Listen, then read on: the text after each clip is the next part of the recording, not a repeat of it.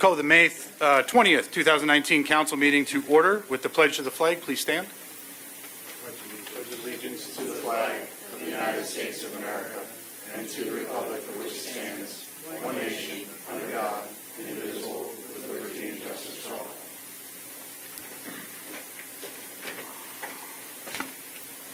Mic's on? You can pass it down too. Sorry. Yeah, your mics may not be on it. I'm just looking at the table. Looks like they might be okay. But the roll call, all members of council are here. Councilman Jacob is excused for this evening's meeting. Next up is the approval of minutes from our May 6th meeting. Is there a motion to approve the minutes? I'll move.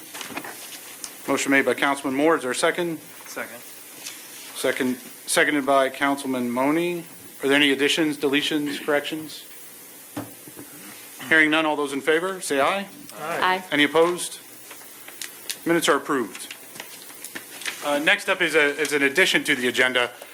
This week is National EMS Week. So I have a proclamation here that I'll distribute out to our EMS providers in town, thanking them for their service and recognizing the hard work that they do to keep us all safe, especially at the times where we actually need it more than others. So I'll just come up here and do the proclamation.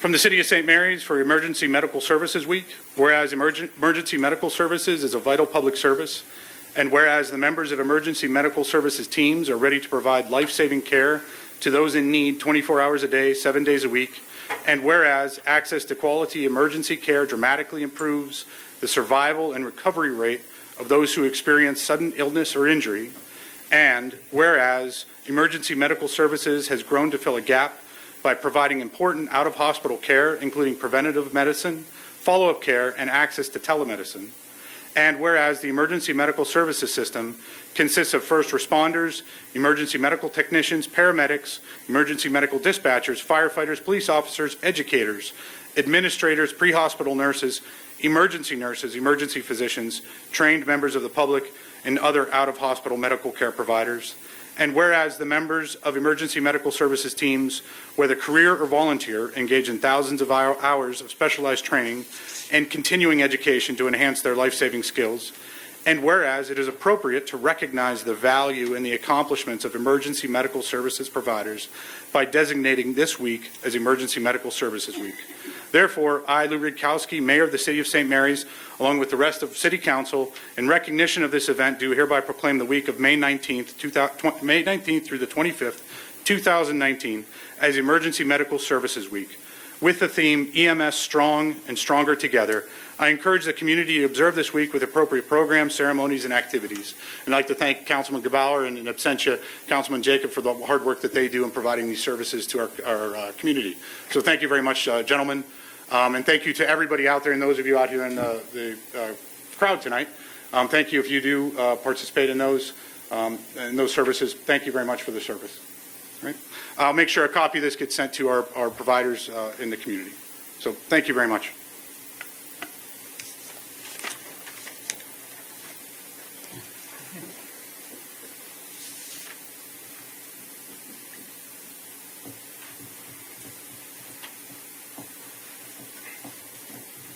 All right, thanks everybody.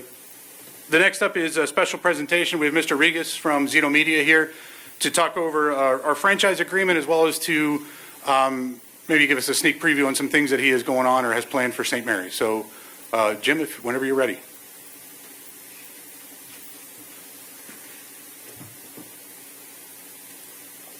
Figure out how to work this first. There we go. Okay. Thank you, members of council, for taking some time this evening to hear a little bit about some of our thoughts for the cable system and our proposal to rebuild the cable system with a fiber to the home network. So our current network in St. Mary's is a typical cable system. Fiber optics goes to the neighborhood. And at that point in the neighborhood, light transitions to RF, and it goes over a coaxial cable to the home. Our proposal is to rebuild that network so it takes fiber optics all the way to the home. And as we go through the presentation, we'll talk about some of the advantages of that network, but certainly it would position St. Mary's as having a network on the forefront of technology, and in terms of capacity and reliability, I think is really the best network that's available with today's technology. Okay, so as I said, well, actually, first let me step back and say that there's nothing here that is mandatory, if you will. I mean, we're proposing this. We think it's a good idea for the city, but it's really your decision what you want to do. So we are perfectly comfortable operating the existing network for the next 5 years, and going with a 5-year franchise extension the way we've done in the past. That is certainly possible, and we are comfortable doing it. But we do think that rebuilding it with fiber optics is a better idea, and that's why we're proposing it. So again, fiber would go all the way from our main facility to each home, and which creates a number of advantages over the current network.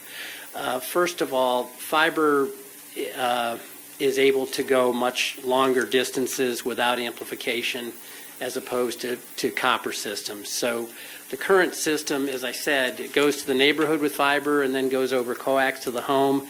Typically, there are 5 or 6 amplifiers and 1 or 2 power supplies servicing that copper, so that if anything happens to one of those amplifiers, or if power goes down and the power supplies go down, the network goes down. So from a reliability standpoint, while fiber coax is a great network and can provide a lot of bandwidth to the home, it does have the drawback of relying on active electronics out in the field that are out in the elements. Lightning, extreme cold, extreme warm weather, all can affect the system. So having no active electronics in the field is a big advantage. In addition, fiber is capable of handling much higher speeds than coaxial cables. The initial deployment here would be capable of having up to 1 gigabit to the home, and with fiber that could be enhanced down the road if necessary. Although it's a little hard to imagine why you'd need more than 1 gigabit to each home, but if you needed to do that, you could do that. As I said, fiber to the home is significantly more reliable because there are no active electronics in the field. All of our electronics at our main facilities are backed up with UPSs and with standby generators, and from there is nothing active between there and the home. So as long as the power at the home is working, the system should work. The capacity of the network also allows for future needs in the video area. So as I think probably everybody knows, video has continued to evolve over the years, from analog television to standard definition digital television to high definition television, and now the world is starting to move to something called 4K, which is really just enhancing the video with a lot more pixels, a lot more bits, which requires more capacity to transmit that. So the new system would be completely capable of doing next generations of video as those come along. Finally, the system that's currently in place in terms of cable modems, the speeds are asymmetric. So our fastest speed currently is 200 megabits downstream, but I believe the upstream for that is only 10 megabits. In the fiber optic world, those speeds will be symmetric. So if you get 1 gigabit downstream, you'll also get 1 gigabit upstream. So if you're doing things like uploading pictures or uploading videos or uploading large data sets, that will be extremely fast. And so that's the symmetry of the system, as opposed to the current system, which has more bandwidth in the downstream direction than it does in the upstream direction. So that's a brief summary of the advantages of the new system. And again, I think, pretty much any technology expert would say fiber to the home is state of the art and puts you on kind of the cutting edge of networks, and certainly in small towns and small cities on the cutting edge of networks.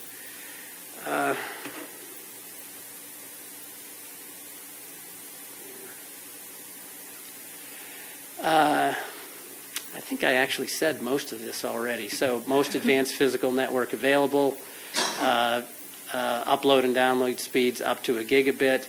And actually the piece that I have not talked about is the video piece. So since this network will be an all IP-based digital network, the video will transition to an IP streaming video product.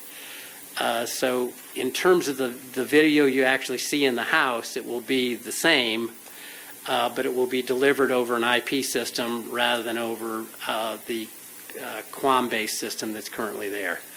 That may not all mean that much to you, but really what it means is that it's all streaming instead of kind of broadcast.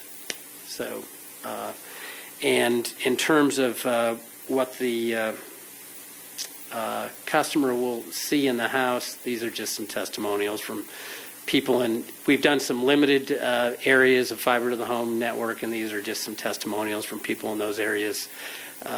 In a nutshell, it's they like the service a lot. It's reliable, it's fast, it's everything they want it to be.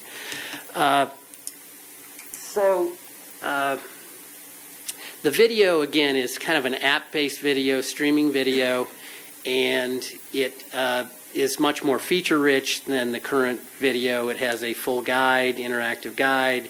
It has what's called Replay TV. And this is actually an app that's available on the current network, but a relatively small portion of the population gets it currently. So Replay TV is something where we record in the network the last 3 days of television. And so anything that you want to watch in the last 3 days, you can just go to the guide and click on it and, watch that. So it's, instead of having to kind of turn something on exactly when it's playing or having to record it, specifically record it, if it was on in the last 3 days, you can just go to the guide and we've stored it in the network and you can watch it. Also, part of the service will be a network DVR service, so instead of having to have a big and relatively expensive DVR in your house, again, we can record anything you want to have recorded in the network, and it just can stream when you want to stream it. So those are a couple of the advantage of the service, and it does require, I should say this, so it does require, in order to run the app, you either need to have an Android device, which we can provide, or you need to have a smart TV that has access to the Google Play Store. So if you can access the Google Play Store on your smart TV, that means you can access our app and you can get the video directly on your TV. One of the things I should say, I guess, is that this, we know through a lot of experience in the video world over the last many years, that whenever you change things, that creates some confusion among customers and so forth. So we're proposing to do this rebuild over a 3-year period, which will give our installers and our technicians plenty of time to work through neighborhood by neighborhood and work with customers to install the new system and make sure they're comfortable with its use. The actual network could be rebuilt much more quickly than that, but we think from a customer standpoint the best thing to do is take our time and make sure we're spending ample time at each home and explaining things thoroughly. So the process will look, if you decide to go forward with it, the process will look like we'll take a neighborhood of, say, 200 to 400 homes. We'll put the fiber optic lines up while the existing system is still there. We will go in, and each customer will be installed one by one. It will require a technician at each home to install the new system. Then once those 200 to 400 homes are completely switched over, we will turn off the old network and tear it down off from the poles. So after that process, that neighborhood will have only the all fiber optic network in it. So that's what the process will look like. And again, we want to take it in a deliberate manner, so we make sure that we aren't rushing in and out of homes, and that we're doing a good job with the transition. That, I think,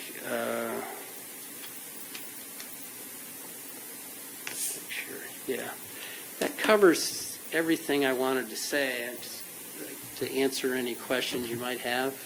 Yes. Excuse me. These homes that have this old cable in, will this work? And then with this new cable? Yeah, so the coaxial cable that's Yes. currently in homes will no longer be used. The fiber optics will come right into the home. And then within the home, typically will distribute within the home over a Wi-Fi network. So there'll be a kind of main terminal in the house, which will deliver the 100 megabits or gigabit or whatever, and then from there it'll be distributed over Wi-Fi technology. So the coax that's currently in the home will not be used. So all these people who have coax in their homes will be obsolete.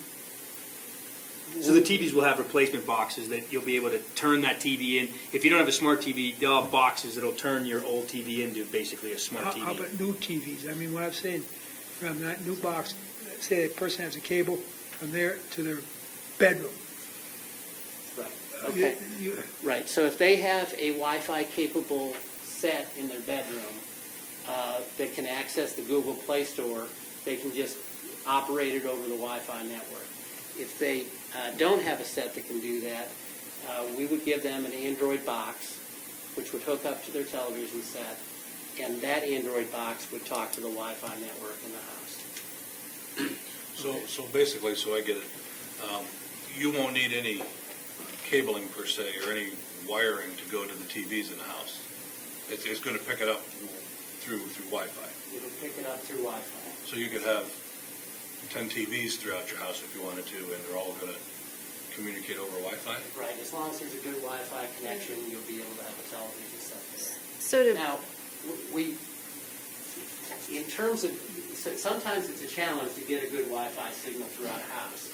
And there are different ways to do that. So if, I know in my house, the walls, it's an old Victorian house and the walls are pretty thick, so the Wi-Fi doesn't travel too well. So I either need to use a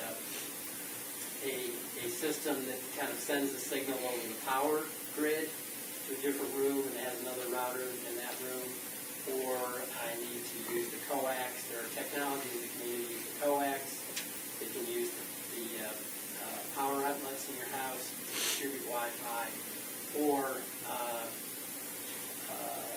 you can just do kind of wireless bridges that go from place to place. So there are multiple ways, I guess my point is, there are multiple ways to get good Wi-Fi throughout the house, and we will probably have at least a couple of those available to make sure that you can get the Wi-Fi to where it's set. How big is that box that Wi-Fi is going to be in? The Android box is small, it's probably about this big. Oh, okay. so what comes in, like a Cat 5, or what is the cable that comes into the box? Supposed to be talking into the microphone. I'm Thank you. breaking the rules here. I'm sorry, the box, Yeah, how is the box hooked up to the cable? okay. Well, not The cable, Android but box has a Wi-Fi receiver in it. Okay. So as long as you have good So you're Wi-Fi, getting the Wi-Fi from outside? Okay, so. No, what comes- Hey, what I'm is sorry, the- let me step back yeah, and start yeah. again. So the fiber comes into the The house. fiber. Okay, what does Okay. that look like? Is that like the same thing we hook into the Wi-Fi now? What does the fiber cable look like? Yes. I I should have That's what I said, is brought that a like little a piece. Cat 5 or something? with it? They're little strands of glass. Yeah. Oh, okay, They're actually It's little it's- strands of glass that the optical signal travels over. right, so it's not like the thing that you plug in right now No, to a so- TV or a. No, so that Or will a go, computer, that will go to a small piece of equipment right, that transforms that into a Wi-Fi signal. So that Wi-Fi signal will then go throughout the house, and if it doesn't reach throughout the house, again, there are different ways to make sure it does reach throughout the house. Are you limited on how many TVs will work off that Wi-Fi signal? No. So the more TVs you have, will it slow down the reception or anything of that nature, or bog it down? So each with high definition signals and MPEG-4, each signal takes about 5 megabits. So if you had 100 megabits going to the house, you could have 20 TVs operating on that 100 megabits. Is there going to be a cost to put these boxes in, or is it for customers? for customers? Yeah, so if a customer requires a box, our typical charge for those, got it somewhere in the presentation.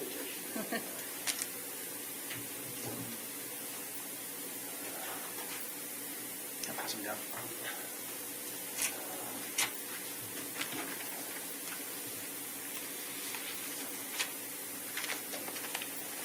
Right, so the app, that is the software to kind of run the application, we typically charge $4.50 a month for that. And then the box, we typically charge $4 a month for that. Now, given that this is kind of an area that we're rebuilding the whole system and so forth, what we want to do is try to work with council to figure out ways, particularly for elderly and people on a fixed income, we can kind of mitigate that cost a bit. We haven't figured that out yet, but we understand that's an issue, and we want to talk to you about the best way to do that, I guess. You mentioned the elderly people. That was the one thing I was thinking about, not just the fixed income part of it, but that I don't know how to use this. This is the same problem I have with my phone. I want to be able to use the old style. They will not be able to use the old style at this point, right? So just to clarify too, if I can help, and please Yeah. step in, Jim. But if you remember too, one of the things that we did here in the city, Zito just went to all digital. So there was a big transition across the city that, the old coaxial cables for the most part don't work. So everybody already has a box from Zito on their TV, Okay. which gets the new digital signal, and then typically is going to go HDMI to the TV. So for most of the people in the city, they've migrated already if you don't already have the smart TV. So for those people that were always going off the old coax, they probably have a new Zito box that takes the coax with the digital signal and then sends it HDMI to the TV. I know that's one of my great aunt, that's always set her TV up. So the only difference would be it'd be a different box now, that instead of getting it from the old coax cable, it's getting it Wi-Fi, so there's no wires, but it's going to have the same thing, probably I would guess HDMI from that box to the TV. So in a lot of cases, it's going to be similar to the way that people are used to it the old way. They've already converted when Zito went all digital and got rid of the old analog signal. Okay. So some of it's going to be similar, but it still will be somewhat of a culture change. But for a lot of TVs, it's just going to be a different box. And then from a cost standpoint too, what's nice I think about the new application, it's going to come when you pay for the app cost, it's going to come with that DVR support. So most people that have Zito, unless you're doing something like I have TiVo system and I pay a monthly rate for that TiVo system to do my DVR, and you already pay a rental fee from Zito to rent their DVR. So some of the cost, it'll be an individual basis on how the cost may balance out, because you're getting different devices, but some of the things we used to have a DVR at the house and things, that will all go away, being that it's all streamingly available. So some of that cost will be an individual base, kind of compare and contrast, if you will. A couple other points I should make is the app will work on a Roku device, so anyone who has a Roku device, it will work on that. We are also, that probably doesn't apply to, I was actually just thinking, my father's 94, so I love the app, but he doesn't so much. So it's I mean, there definitely is an adjustment to it, and so forth. But anyway, they're working on getting the app to, and we expect in the next 6 to 9 months it will work with Chromecast. So as time goes on, we expect the app to work with more and more type of devices. Anything that's an iOS device, it will work with those currently already. So it already works with a fair number of devices, but hopefully we'll continue to work with more and more as we go forward. Unfortunately, the smart TV world is not standardized. So Vizio has their own operating system, and Samsung has their own operating system. A lot of the Sonys actually use an Android system, so that's why some of the Sonys, you can access the app directly on the Sonys and a few other sets. But unfortunately, the operating systems, the smart TVs, are kind of all over the place in today's world. We've been focusing a lot on the home customer as well, which I think is important, because it will be, I think, a short-term change into how these services are delivered. But, by moving to the 1 gigabit, anywhere in the town or up to that 1 gig, it's going to help us from, attracting new business, attracting new employers here, attracting more people to hopefully move here. It's my belief that this will help us differentiate ourselves when we're in competitive processes with bringing other businesses to the area. I know, last year, and I've said it to other people on council, I think you know about it, that, one business that was here that was relocating, they were looking at leaving the area because they couldn't get a good signal where they were. This should remedy that and allow us to keep those businesses that are here and like I said, just make us more competitive with other communities across the state. As people are looking for, and as businesses are looking for a place to relocate or a place to expand, my hope, and I think our hope, would be that St. Mary's makes the grade because we can offer best-in-class service when it comes to some of the internet and some of the technology products that they need to be successful. So what's the guarantee that you guys are going to upgrade this system? I think you said within 3 years. Yeah, so if you all decide that's the direction that you would like to go with, we would start the design process immediately. I would think the physical work would start certainly before the end of the calendar year, and then we would just proceed through neighborhoods from there. The way we structured our proposal, I think what we did is we said there's a 5-year. Correct if I'm wrong with this, Tim, but I think we said there's a 5-year franchise, and if we complete the rebuild within 3 years, there's an automatic extension of that franchise. Yeah, that's what we were looking at. So the cost to the city would be, if we want to go this route and they can meet their timelines, they would get an automatic extension of the franchise agreement for another 10 years. So in essence, we'd be owning up to a 15-year franchise. That's the risk, if you will, that the city takes. The risk that they take is that if they don't meet the deadline, assuming that's how we're still in the conceptual, you'd have to work out the agreement. But conceptually, the risk that Zito takes is if they don't meet the 3-year timeline, then they've done all this work and provided fiber to X percentage of homes, and they'd be back on the table 5 years from now renegotiating the franchise agreement. So, it's really in their best benefit to get it complete within 3 years, so they're not making that big investment and then literally coming back to the table 5 years from now again. So that's kind of where it sets in the current, conceptual agreement that we're looking at drafting up for council to consider. And what would that raise, pretty much what would that take the cost of standard service up to? Well, we don't, so on the internet side, there will be, some faster options, which will have something of a premium on the faster options, but the existing speeds, it shouldn't raise the cost of those at all. So if customers want to stay with their existing speeds, I would expect that their cost would be pretty much the same. On the video side, the only additional costs are the ones that we talked about with the cost of the app and the cost of the actual box. So if you have a device that already can kind of get the app, that part of the cost goes away. And as I said, we would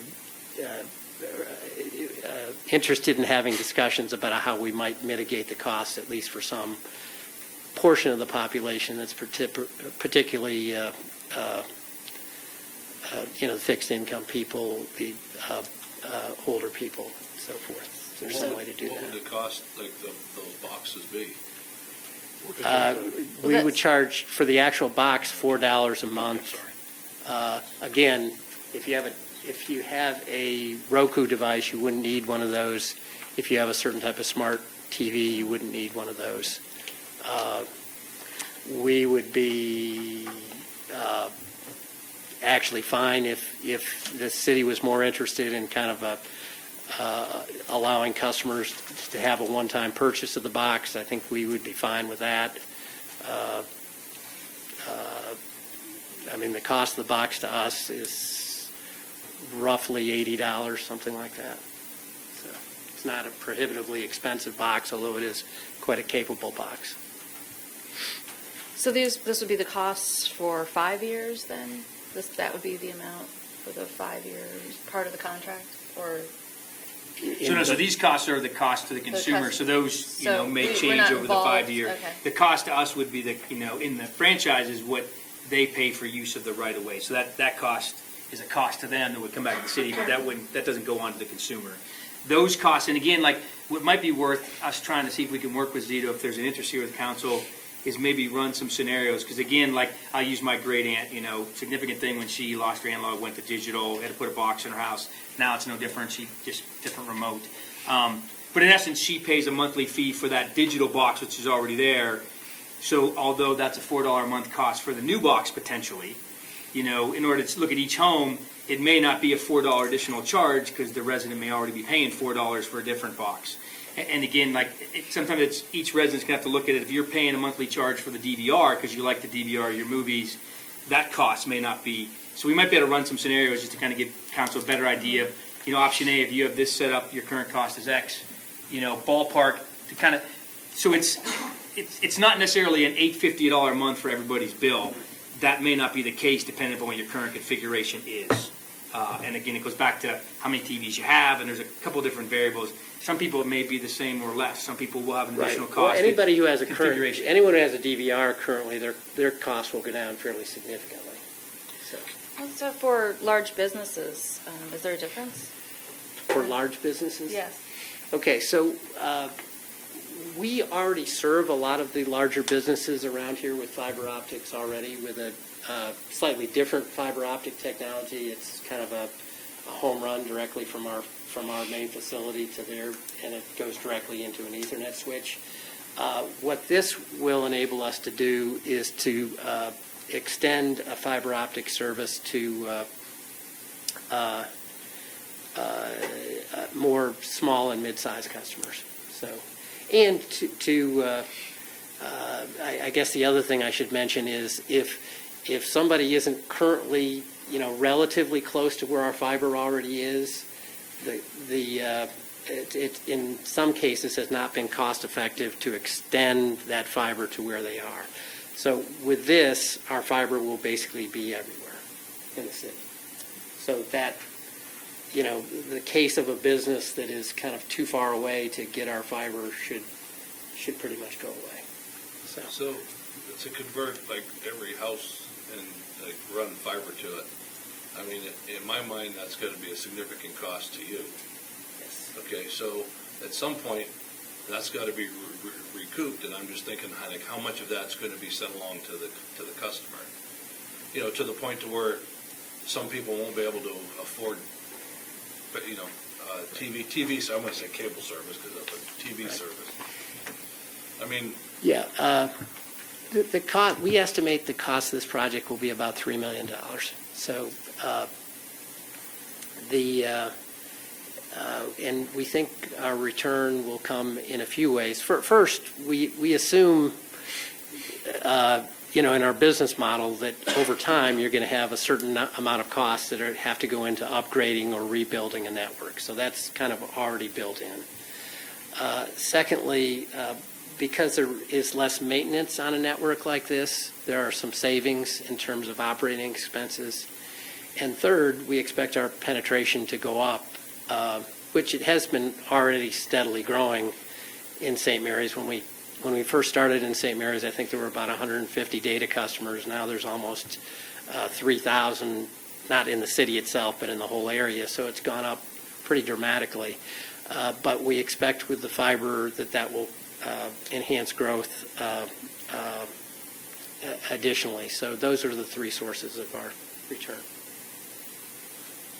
You know, and then one thing that I think we've heard over the years is like customer service to people. I know Councilman Jacob isn't here, but I know he always brought up issues about people complaining to him about the customer service end of things. So, I mean, is obviously with a more technical system, there's going to require, you know, there's probably going to be some, at least in the very beginning, customer service issues.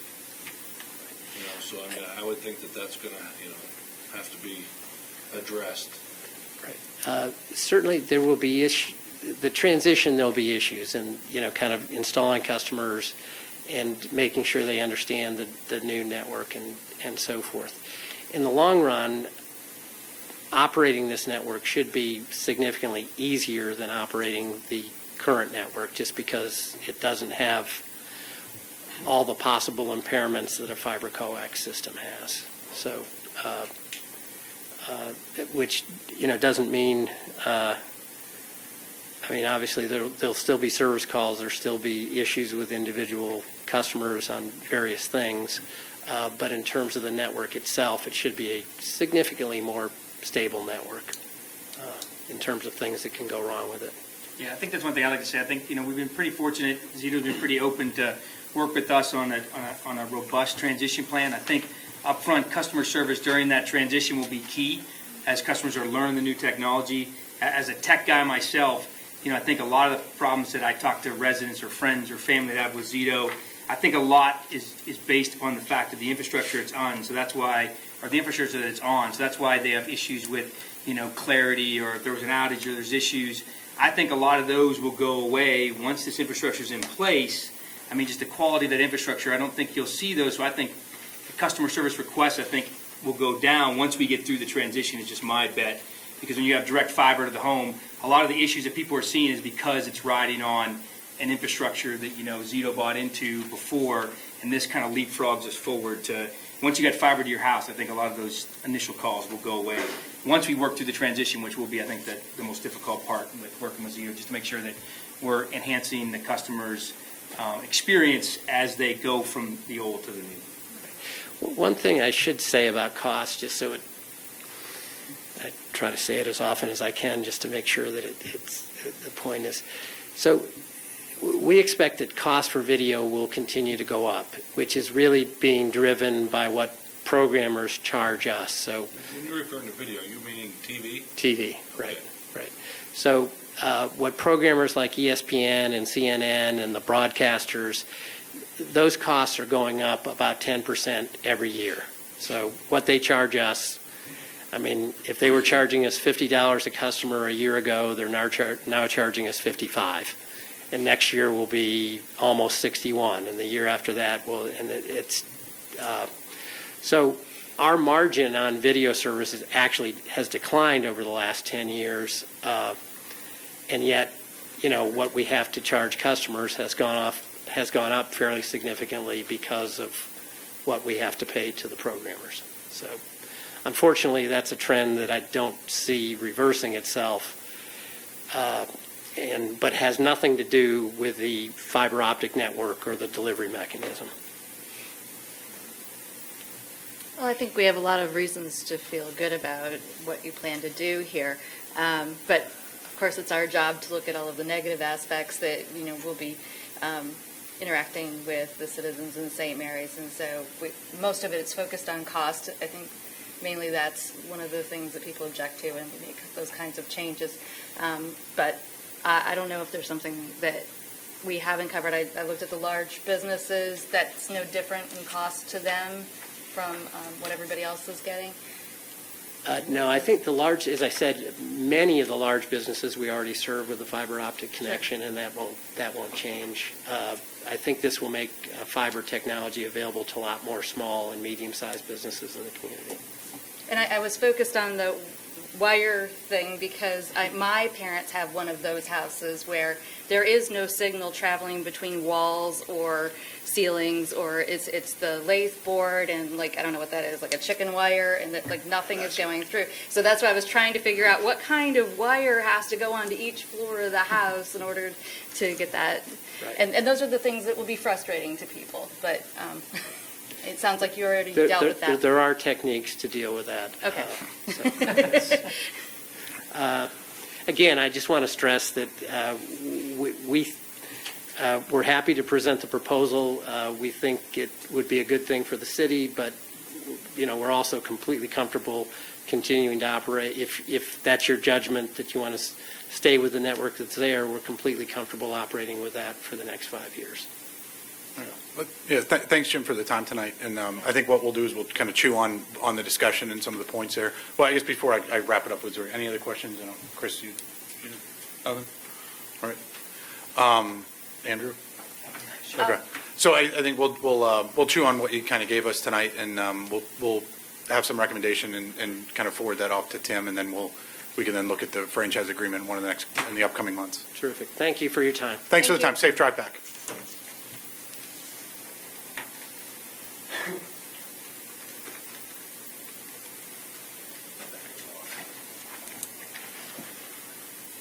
Let Tim handle the technical difficulties. So after the special presentation, we'll now get to citizen comments on agenda topics. This will be for items on the agenda tonight. I see there's a few citizens here tonight that maybe if you have something to comment on that's on the agenda, I'd ask you that you come forward now. What we'll do is we'll look at 5 minutes and see where we're going after that. Mr. Wendell, is it? Yeah. Yeah. Got it. I'm not real familiar with it, and since I'm on a time restraint because I took vacation to be here, I'm just curious. I think that we're only talking about 3112, 312 adopting the quality of life ticketing ordinance. Yep. I had this put in my mailbox, by the way. How do you guys actually notify the citizens that you're going to do an ordinance? We have to vote to publish it. It goes in the newspaper. We've been talking about it and just, what gets out in the media, in the newspapers and Just things the like that. newspaper? Well, there's video here, and it's also on the internet. On the That internet? video is on Or the 98. Well, I'm just kind of curious because I don't get the newspaper. Okay, And I TV don't, it's on, and I it's don't on, know about the computer. I don't know what website you're on, so. Yeah, just the city, Well, the homepage for the city, We City use of every St. Mary's. kind of media available to us. Okay, so you guys don't have your regular own website? Yeah, Yeah, the City of St. Mary's, PA.gov. Okay, you go in there and you can look up the ordinances and stuff? You have all the ordinances, all the code books up there, everything as far as what we passed and what has been approved in the past, as well as, I think the upcoming agendas, what meeting minutes, what has been discussed at prior I'll have to- meetings and things I'll like have to that. find out, 'cause this completely took me by surprise. But anyway, just a couple questions that, I don't know, kind of thought about it for a while. How do you guys plan on enforcing some of this stuff? The same way I guess, if you, I'm looking at the weeds thing. Okay, weeds shall be defined as all grasses, annual plants, vegetation, which meet any of the following criteria. Ragweed, dandelion, miscellaneous, and other vegetation commonly referred to as weed or brush. So you're telling me that I can't have dandelions in my yard anymore? So again, just to clarify, the quality of life ticketing ordinance is only talking about how we enforce the current rules. This ordinance, there's no change to the current ordinance on what you are allowed or not allowed to do. So if you weren't allowed to do it before, that's what the quality of life ticketing talks about, how we enforce that. There's no additional rules slid into the quality of ticket ordinance that says we're going to enforce new stuff. This is simply a tool of how our code enforcement guys and gals can enforce what the rule book says. So it's not a change to the rule book. The rules are the same that they've always been. It's a change on I'll argue that point. how that they enforce it.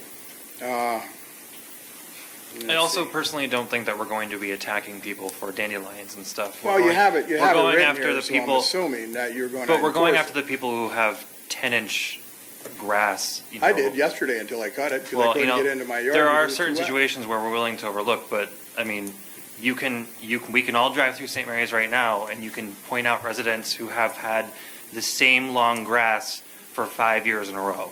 I mean, they're repeat offenders. That's what we're looking at here. But like Tim said, none of this stuff is new things. Because if you go through it and you notice, Well- it says, most of them, solid waste, as defined in Chapter 20, Part 1, Section 103 of the City Code. That was not changed. That is just a new piece of paper that says that.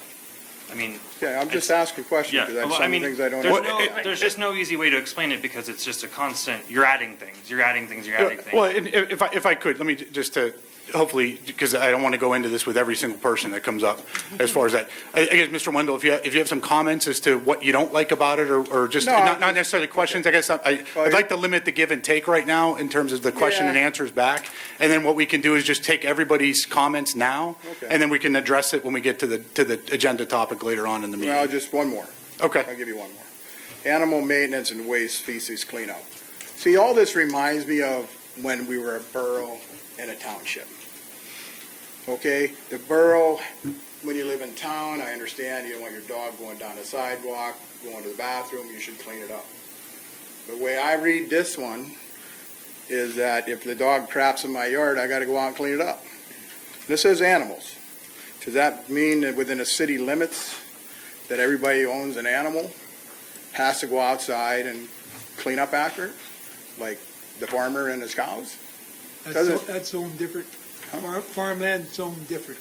Yeah, there's Okay, a so lot. it goes by zoning, right? Yeah. Yeah, that's what I mean. So, I mean, to answer every question on that, it just, Okay. what, basically, the rules as they are enforced today, as our code enforcement team very capably enforces today, as they do that, their job is not changing.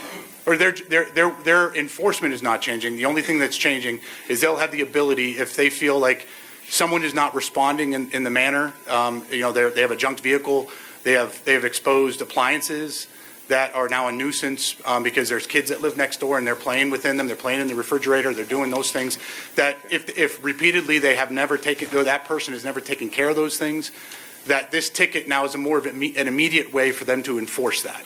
They can write the ticket and they can issue the ticket, and then that now becomes part of the, just like if you got a parking ticket. You could park downtown and not put money in a meter all you want. Whether or not you just kind of time it the right time where the enforcement's out, that's when you get it, that's when you get the ticket. Again, I think this is going to be a little bit more using the judgment that the gentlemen provide on this. They'll have the ability to then say, okay, this one, this resident, we've had to kind of work with them on a lot of different issues. This now allows them to give a more of an immediate, hopefully get an immediate fix with that, with the ticket. As opposed to, I think this is the part that we're not communicating. As opposed to a 30-day, they have to send a certified letter, it's now 30 days, and then they have 30 days to respond, that letter comes back, and then is it another 30 days, guys? I think it is. Yeah, so then it's another 30 days for that to then get remediated, so by the time that's done, there's 60 days there. Well, the snow could have melted, all of these things could, all of these things time has now elapsed and now nobody can enforce it. Whereas the ticket is now more along the lines of, hey, we can issue the ticket and hopefully that then drives someone to then fix it within a day or two. But that's the nature of it. We are not changing any rules. The ordinances are staying as they are and as they always have been enforced and as they've always been written. And we'll change those as the need arises. If we feel like we need to change something, if we need to remove dandelions, we'll remove dandelions because we want to have dandelion wine. Things like that. We'll change them if we see that we need to. But in terms of just making sure that we have the city's ability to protect the quality of life around town for all the residents, this is just another tool that they'll be able to do that with. So all if right. you haven't been taken to court for violating zoning, then it's probably not about you. Well, I'm sure it's not, but it could be. So basically, You it's never just, know. I might get a neighbor PO'd down the street and he calls you up and says, hey, look, Wendell's glass is 10 inches high, I want to cut.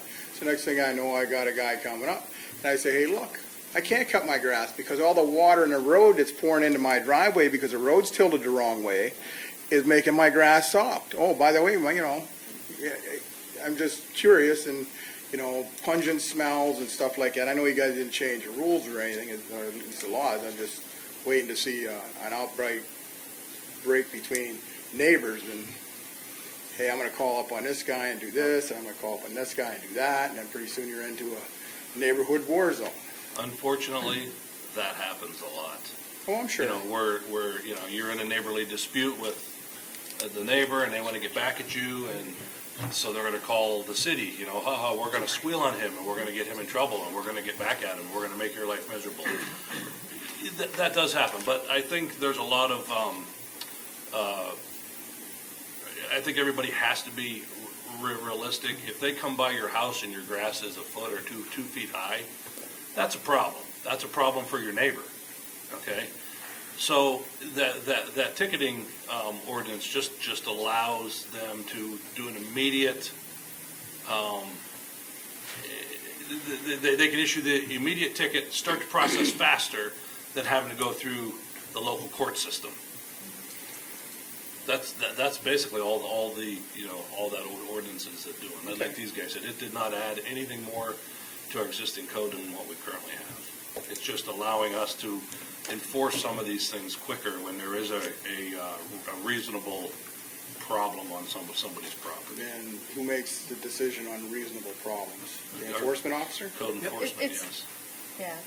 I mean, it's already written Well, I know for that. I'm zoning. just- And then the code enforcement, obviously, if your lawn has not been high for a long time and it's been terribly wet and you haven't been able to mow it and it's swampy, they can see, oh, it's swampy. So they'll come back another day and say, oh, did you do that? We're not looking to be a police state here. We're not looking to just try to catch problems and be that teacher that, you know, just wants to punish and reprimand all the time. That's not what we want to be. What we want to be, I didn't badmouth teachers.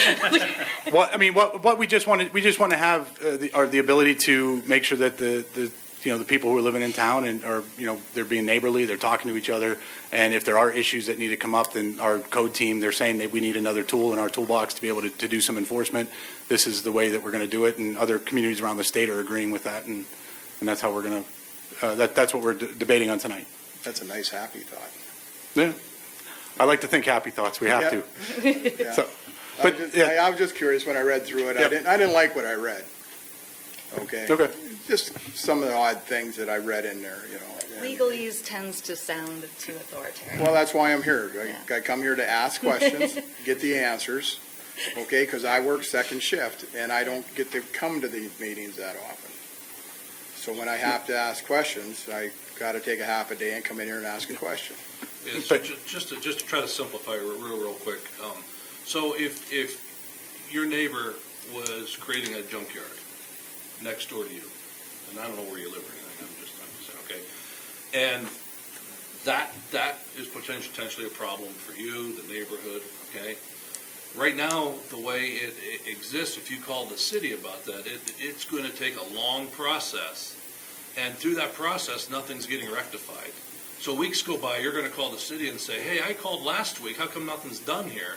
Well, behind the scenes, the way our current ordinance reads is they got to file the papers, they got to file it, you know, they got to wait for the response back, then if they don't comply, then they got to take it to the district judge, and then the district judge has to force compliance.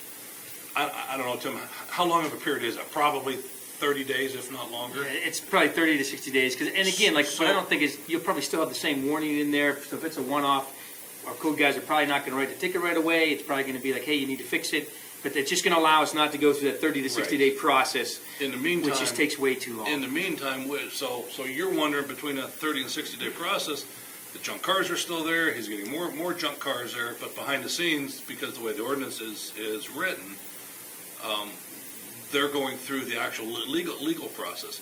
This ticketing ordinance would allow code enforcement to come up, verify your problem, and if he wanted to, he could ticket the person right then and there.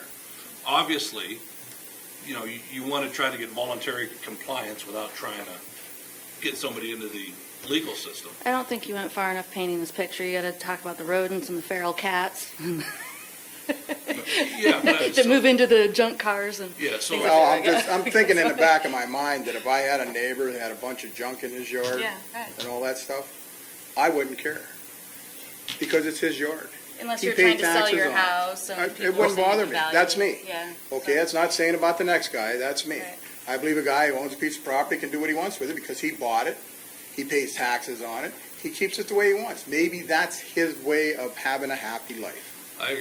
I agree with you on that, and I said that last time, and I've been on council 7.5 years, and for the first couple of years, I thought that too.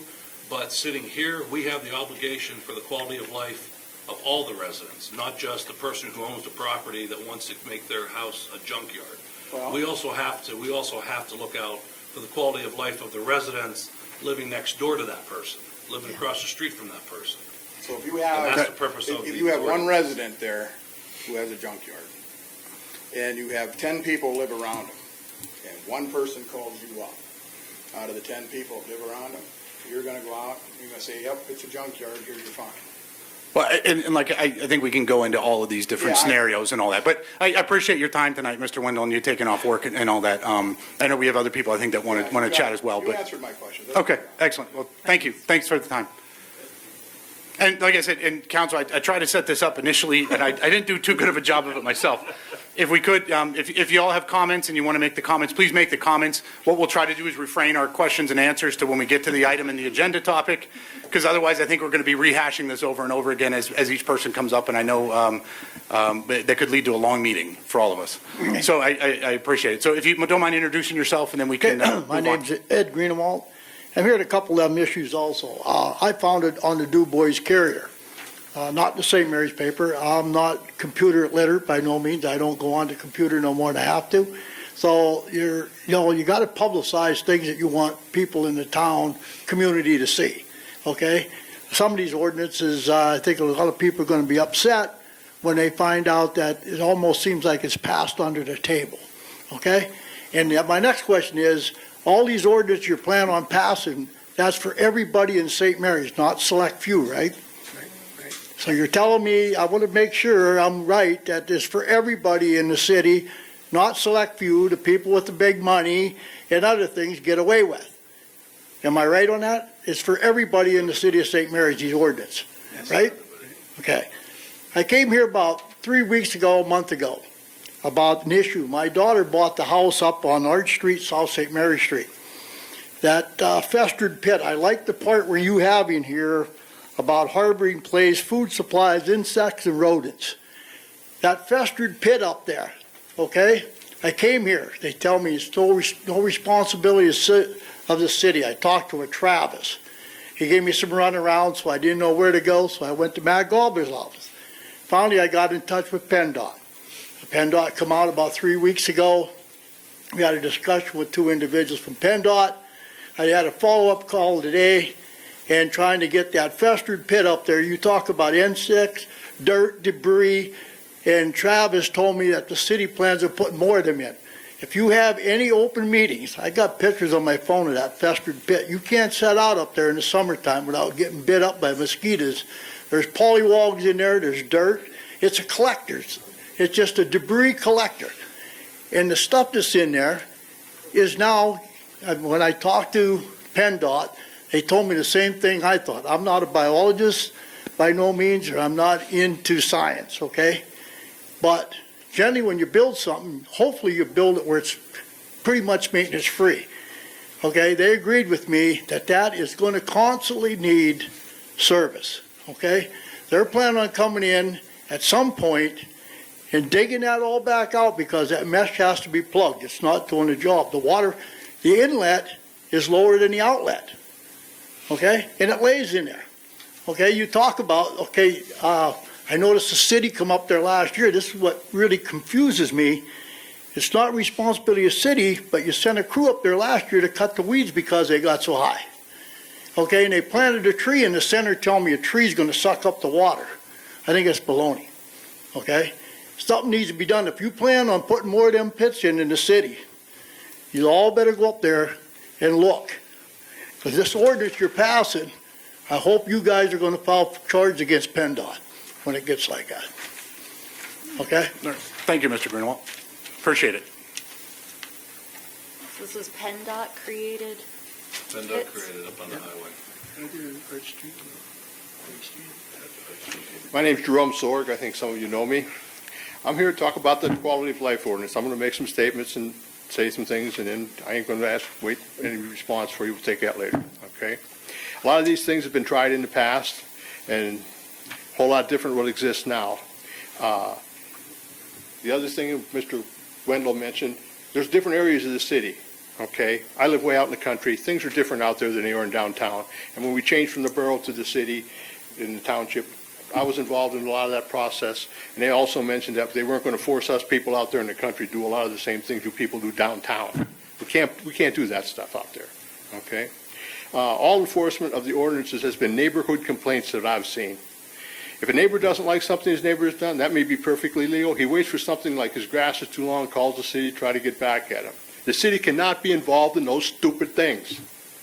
There are a couple of very serious violations around the city right now that could be handled using the ordinances and the rules that presently exist. You have to go around the city. You can't just pick out one person and give them a fine because his neighbor called. That's selective enforcement. It's illegal, okay? It has to be done by overall the whole city, everybody going around looking everywhere. Your zoning people cannot just go give that guy a ticket because his neighbor complained and not ticket 10 other people that have the same violation in the city at the same time. You can't do that. All right? From my experience, not been handled very well in the past. Usually the first thing a person gets a nasty letter. If nobody's made contact with the person that owns the property, they haven't tried to make contact with them. They just send them a nasty letter. Now you pissed the person off. That's not the way to do things, right? The person working for the city's got to go up and knock on the door, try and contact somebody first. That's not part of the new ordinance either. The first thing is handing this violation to the violator, not asking him questions first. Maybe it's some old lady that can't mow her lawn, or somebody's sick in the house and can't mow the grass. Go up and knock on the door, ask what's wrong first before you write the ticket. Okay? That makes sense, doesn't it? You have to agree on that. Could be a hardship. You got to find out what the problem is first. Police don't go issue a nasty letter. They go talk to the person first on violations of the law or whatever. Some neighbors should try helping their neighbor instead of making enemies. That is what it's partially about. I mowed my elderly neighbor's grass and plowed their snow for years. I expected nothing in return. They were elderly people. I took care of them. People have to do that for their neighbors here. People looking at this on television tonight, look at your neighbor. If they need help, go help them. We need more of that in this city. This fighting with your neighbor, go help their neighbor, right? You need to encourage that. That's what you people need to encourage, right? There's still some people don't want to comply. You have to find the right solution. You're trying to find a solution, okay? There are properties in the city that have been in violation for years that nothing's been done about. You mentioned that it has to go through the court process. Nothing still gets done, which could still be done. The same properties are the same problems. Every once in a while you get a new one, and you try and help that, and you usually can get rid of that. But there are those ones out there that have been there for 10 or 20 years, the same violations. You didn't do nothing, and you had the opportunity under the present regulations, and nothing happened. And we know who those people are. Some of those people have sat on the other side of that table, and nothing's happened to that person. That's a problem. Until you take care of that problem, you can't do any of this. The other thing that I don't like about it, the city manager cannot be the judge, jury, and executioner. It must be handled through the proper local court system. If the laws have been enforced evenly and not based on neighbor complaints, the court system will work. If it's only based on neighbor complaints, it becomes selective enforcement, will not hold up in appeal to any court. I think the city is making a manager, judge, jury, and executioner open the city to all kinds of lawsuits.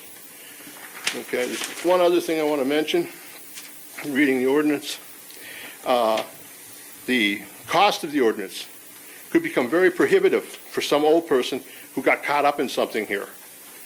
And it goes back to the court system. The 14th Amendment guarantees us due process, and your ordinance violates that, from what I can read. From my understanding, it violates due process. The other thing, 8th Amendment of the amendment, excessive fines. Some of these become very excessive. When you carry it on over a long period of time, when you're talking, I can't remember what it said in there, but that could become considered excessive. And they wouldn't have to pay them anyway if they took it to court. And that's where you're going to end up. That's not where you want to go. That's just going to cost us more money. Let's change some of those things first. Those are things I want you to look at. Thank you, Mr. Sword. Any other comments on the agenda?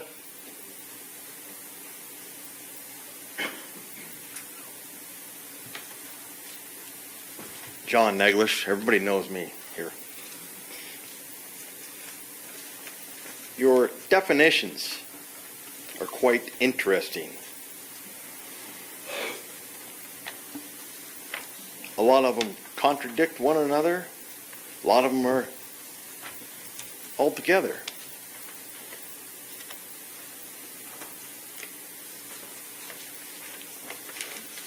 Tim, city manager, where did you grow up? I grew up here, Where at location wise? Moore Street. Moore Street. Your dad, Dave? It is. Now, by rule, your father would have been in violation of this many, many times, correct? I haven't been home for the last 3 years. There's probably times that, like. I'm talking when you were growing up. I can't Grass think was of- high, there'd always be junk around, but the man worked to support his family. He didn't have time to beautify everything.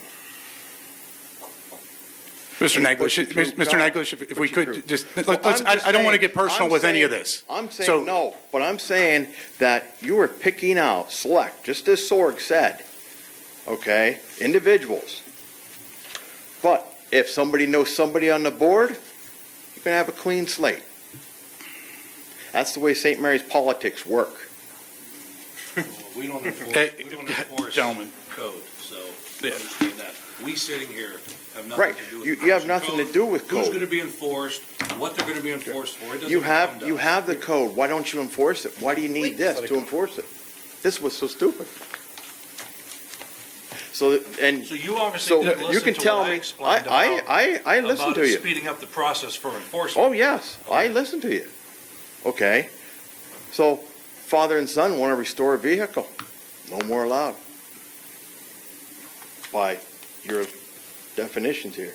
Well, those definitions are current definitions in the current code. It's been code for the last 20 years. Okay, just, you need to understand that. Those aren't new definitions. Those definitions are definitions of the current code that's been in effect for the last 20 years. And you were never here complaining about that then. I also do think that numerous ones of us have explained that it's, there will be like special exceptions and stuff. If you and your son are going to restore a car, that's fine. But the man on top of Chestnut Street shouldn't have 15 junk vehicles in his backyard. I mean, that's what this to me is looking at. The person on North Michael who's had a refrigerator on their front porch for 17 years. The man on Vine Street who has a couch on his front porch is what we're looking at, that obviously are accumulating. But maybe that's his outdoor I furniture. get that, but if I'm going to try and sell my house, that's affecting me. If I notice that there is a lot of varmints living in my area, I guarantee you they're living on that couch. I have a current situation like that in my neighborhood right now with two people who have extremely long grass. Now, I'm not here to pick on my neighbors because that's not what I'm here for. But if those people are going to allow their grass anywhere in the city of St. Mary's to grow like that for 4 to 5 months, something should be done about it. People shouldn't have to live with people in their neighborhoods that are causing situations like that. Because we all know what comes with long grass. I mean, we can all guess it. Rats, mice, snakes, anything else. What comes with wood piles? Well, I think with our current code, isn't there a restriction on that stuff too? I mean, I think people are looking at it completely wrong. I think you're looking at it like we're going to come and personally attack you or your neighbor or whatever. I when feel it's- you are. I mean, I feel you're attacking the Obviously, I citizens can't- of St. Mary's. And that's Okay? what I mean. So Instead of- gentlemen, if we could I know, you just forget it, just leave me alone. But what you ought to be concerned about is the 175 jobs that are gone from Sylvania, lead bands. What have we done? We're more concerned about this. We're not concerned about bringing employment into this town. Why don't you tell us Right. what we can do Okay. to help out those Okay. 175 people? Okay. Since you have all the answers. Any other comments on the agenda? Mr. Sorg. Would you care to guess what I'm here to talk about also? Is it on the agenda? Quality of life. Excellent. I don't see how this ordinance will help. We've already spelled out, all these things have already been spelled out in the code book for the last 20 years. I understand you're trying to speed up the process, but it wouldn't be an issue if it were handled properly in the first place. If you would have gone through this with junk cars somewhere and followed through the process to the end, it's no longer an issue. If you follow the code book and if someone doesn't cut their grass in however long, you pay somebody to go cut their grass and go against them for that. All of these tools are already here without having to write additional tickets to residents. I'm indifferent to the parking codes, but as we saw at the last workshop, if the manager doesn't like a code, he doesn't enforce it, and everything gets pushed to the side. This isn't a code problem, it's a management problem. There's no way this can or will be equally enforced. Few questions for council. How much is enforcement of this new ordinance going to cost? Why hasn't the current code been fully enforced? I ask council to rethink and use the current system first. I always hear council wanting citizens to be involved. There was a lot of people here against this ordinance. Let's see if you listen. Thank you, Mr. Sorg. Anyone else? All right. Thanks, everybody, for your participation. And Jerry Sorg, thanks so much for the comment I liked that you made was that we just have to help each other out a lot more. And I appreciate you making that because I think that more people need to hear that, and we need to start taking care of each other and acting like like what a small town should be with those small town values. So thanks very much for bringing that up. The mayor's report's next on the agenda. It's been a busy couple weeks. Last week, Mr. Peterson and I went down to talk to Representative Gobler, Senator Scarnati's office, as well as we had a brief little conversation with Governor Wolf on the Restore Pennsylvania initiative, just trying to understand exactly how that initiative will be impacting St. Mary's and other communities like ours across the state. There's still a lot of details that need to work out. They don't even have legislation ready to go. But, there's a lot of good stuff in there, one of which we heard tonight, rural broadband. They want to invest money in rural broadband. We're a step ahead with that. They want to help with flood mitigation. So those ponds and, build better ponds, build better ways to manage our stormwater, our floodwaters. A lot of good things in there. It's just now a question of whether or not it can, whether or not it can get passed with the taxes as Governor Wolf is proposing it. So we had a great meeting there with them. And thank you, Mr. Neglish, for the nice segue, because just earlier today, we did have a meeting with some other concerned people at the state and the federal level as to what's going on with lead vans. So we do have the balls rolling on that, run by Susie Snellick and Workforce Solutions. So we are very engaged and very motivated to make sure that everybody who's been impacted there, so we are doing that as well as trying to fix some of the other little things that are going on around in our community as well. So that's something that we've been a part of too. Tim, did I miss anything? I guess I could just throw it over to you to manager's report. You can go with that one. Yeah, I'll throw a little bit in. I'll double tap some of those, Mayor. Good updates. Just a couple updates following up from last time. Good meeting with the RDA right before this meeting. So I presented the RDA the brief that I gave council back on May 6th. When we tried to sync up on their efforts to demo the buildings on Depot Street. Good conversation with the Conservation District last week on what we need to do from a permitting standpoint. So again, optimistic of where we're still on the right timelines. Again, the goal is to have the bids out here by the end of the month so council can select who are the contractors to kind of make us move forward on that. And I'm confident that we'll continue to work well with the RDA to kind of sync up our efforts with the demo and the park and the build. So that was a good meeting just before this council meeting. Hopefully council and residents see a lot of updates on the Boulevard and Diamond. We're finishing up the Boulevard. There's just a small piece we got to give cement down to get the sidewalks done. Hopefully Mother Nature gives a couple more dry days and we'll be good. But we're finishing up where we started the Boulevard last year. We've got a lot going on the Diamond. Hopefully you'll see the picnic tables out there later this week. We'll get the benches lined up, and we had a good meeting with the Legion on trying to get the Diamond set for the Memorial Day celebration. So we're really excited with that. You'll see that kind of going on. You also should see this week the contractor coming back to finish the toppings of the roads that we weren't able to complete last November because Mother Nature snuck in a little earlier than we anticipated. The priority for us is to get Memorial Day, those roads out there around Memorial Day Park finished, so we can, so the parade, when it goes by, should be on brand-new roads up there. So that's our priority this week. And then just a couple double taps. Again, really good meeting, I think, in Harrisburg on Wednesday. Again, I just thought it was great that the governor's office reached out to us and wanted St. Mary's at the table with the governor on this new Restore PA initiative. It also gave me and the mayor time to talk directly to Matt Gobler in Harrisburg, as well as Senator Scarnati's office, to kind of sync up, let everybody know where we stand, and begin that discussion. So hopefully between the legislators and the governor's office, they'll come up with a good plan to kind of help municipalities on a lot of the issues that, are near and dear to our hearts. And then again, just as a double tap, the Workforce Solutions meeting was great. The city is very involved in the lead vance transition. You had county, state, you had the representatives, senators, representatives there. North Central is a great forum. A lot going on. The governor's rapid response team, I think, has been really great for the employees that are going to need help out there. And they're continuing to work that, and we've got great interaction. I've been talking to the governor's action team up in Erie to get them down here and look at where we go as we kind of move forward. So I think there are a lot of things in play that has really taken a lot of our time over the last couple of weeks with the lead vance stuff. So I think that is going to turn into as optimistic of a story as you can with bad news that was kind of laid upon the city. But I think you got a lot of great folks doing a lot of great things trying to help out our residents. Pending that, any questions from council, that is the manager's report for tonight. Any questions directly to the manager on any of those topics or any other thing that's in your mind? Right. Thanks, Tim. Thanks, Mayor. Run right into the treasurer's report, please. Yep, thanks. If you look at your treasury report tonight, council, as of the end of April, we have collected 19% of the current real estate tax revenue. That is the same as of last year. And in 2017, we collected 22.6. And looking back at 2016, we were at 20% at this time. Earned income tax collected as of 4/3/19 is $511,265. That is up from last year of $467,332, and up from 2017 where we had collected $484,443.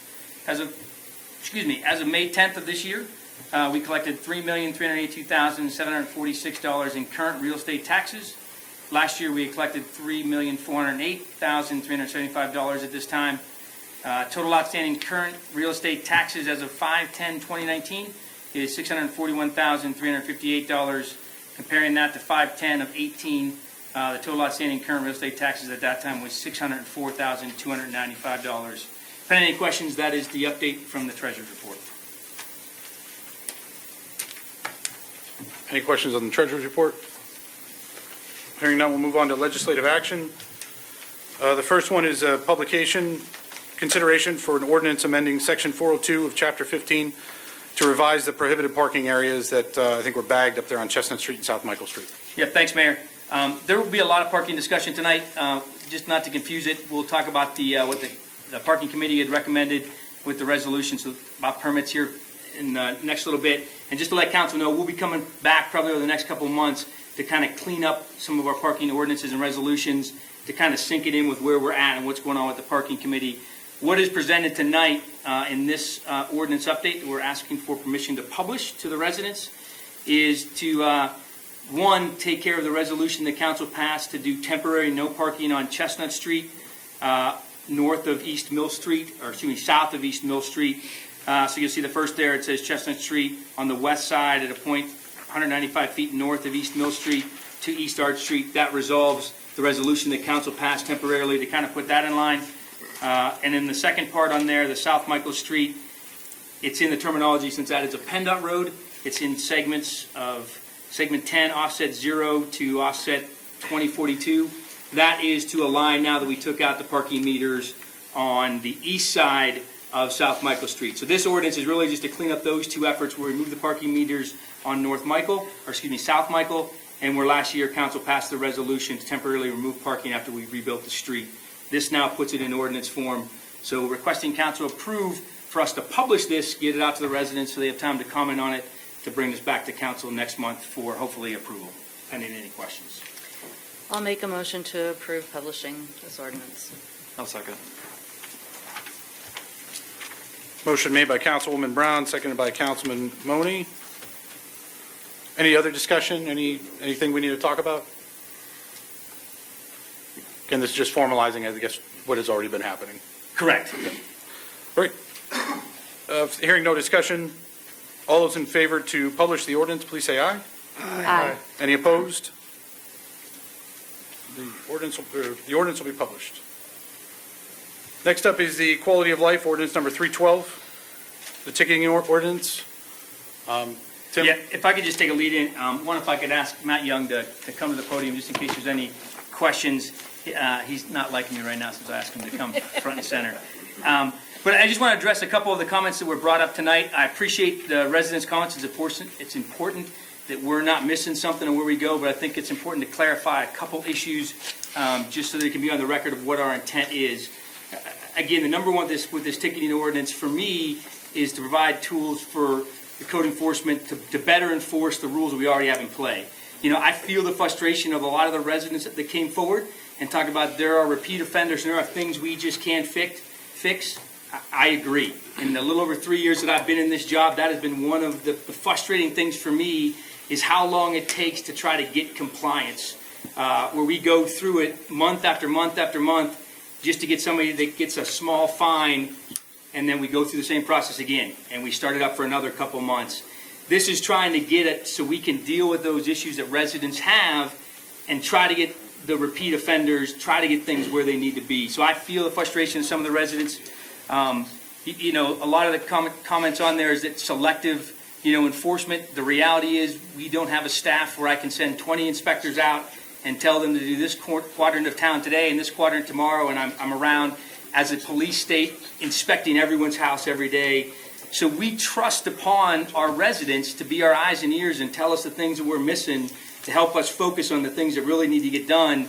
And our priorities really should be on issues that are impacting our residents. And so we trust our residents to do that for us.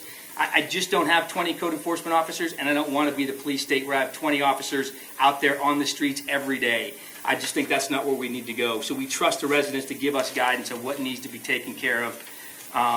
And so, to kind of move forward on that piece. Again, our number one goal, even through this thing, is compliance, has always been compliance. It's not about the money to me. We are just looking at tools to how to get people to comply. And at the end of the day, if people comply with the ordinance and try their best to move forward, I tell you the city will work with you to do that. Our goal is not to ticket and get a ton of funds into the coffers. Our goal is to enforce compliance, to help those residents have safe and healthy neighborhoods where they want to grow and have their kids play and be out and about. That is our focus. That is our goal. So I'm open for any questions that council still has. But I ask council to consider this really hard, to give us this tool in our toolbox to help enforce this for the residents that see problems throughout the city. Thank you. Matt, do you have any comments before we get deliberating? So my heart tells me to keep my mouth closed. However, just to try to simplify, Tim said it best, it's compliance. And to use an example, a junk vehicle, if we would go straight to the court system for a junk vehicle, you're looking at a $400 fine, just over $400 for that. We're just in the process of experiencing one of those. But if you can get compliance with a $25 ticket, and if they say, okay, listen, I'll get rid of the car tomorrow, then there's no fine. That's not. It's kind of like if and I don't mean to simplify it. However, I liken it to my child left his socks on the living room floor, and I simply asked him, pick up the socks, put them in the hamper. So if he picked the socks up and he put them in the hamper, the story's over. If he didn't, and he come home from school the next day and the socks are on the floor again, so I told you yesterday, put the socks in the hamper. Something's going to happen now. I'm either going to change the Wi-Fi password or I'm going to take the electronic device from you. It's that progression that, if we get compliance right off the bat, then it's the end of the story. I don't want to simplify things, but you kind of get the point.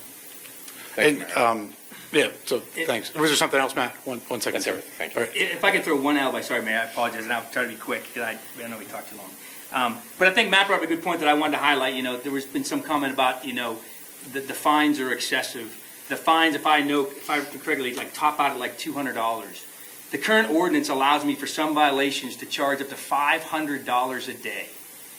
I could go to court for thousands of dollars. So this ticketing ordinance, when you compare it to what we already have at our beck and call to do, we don't obviously very seldom ever do that.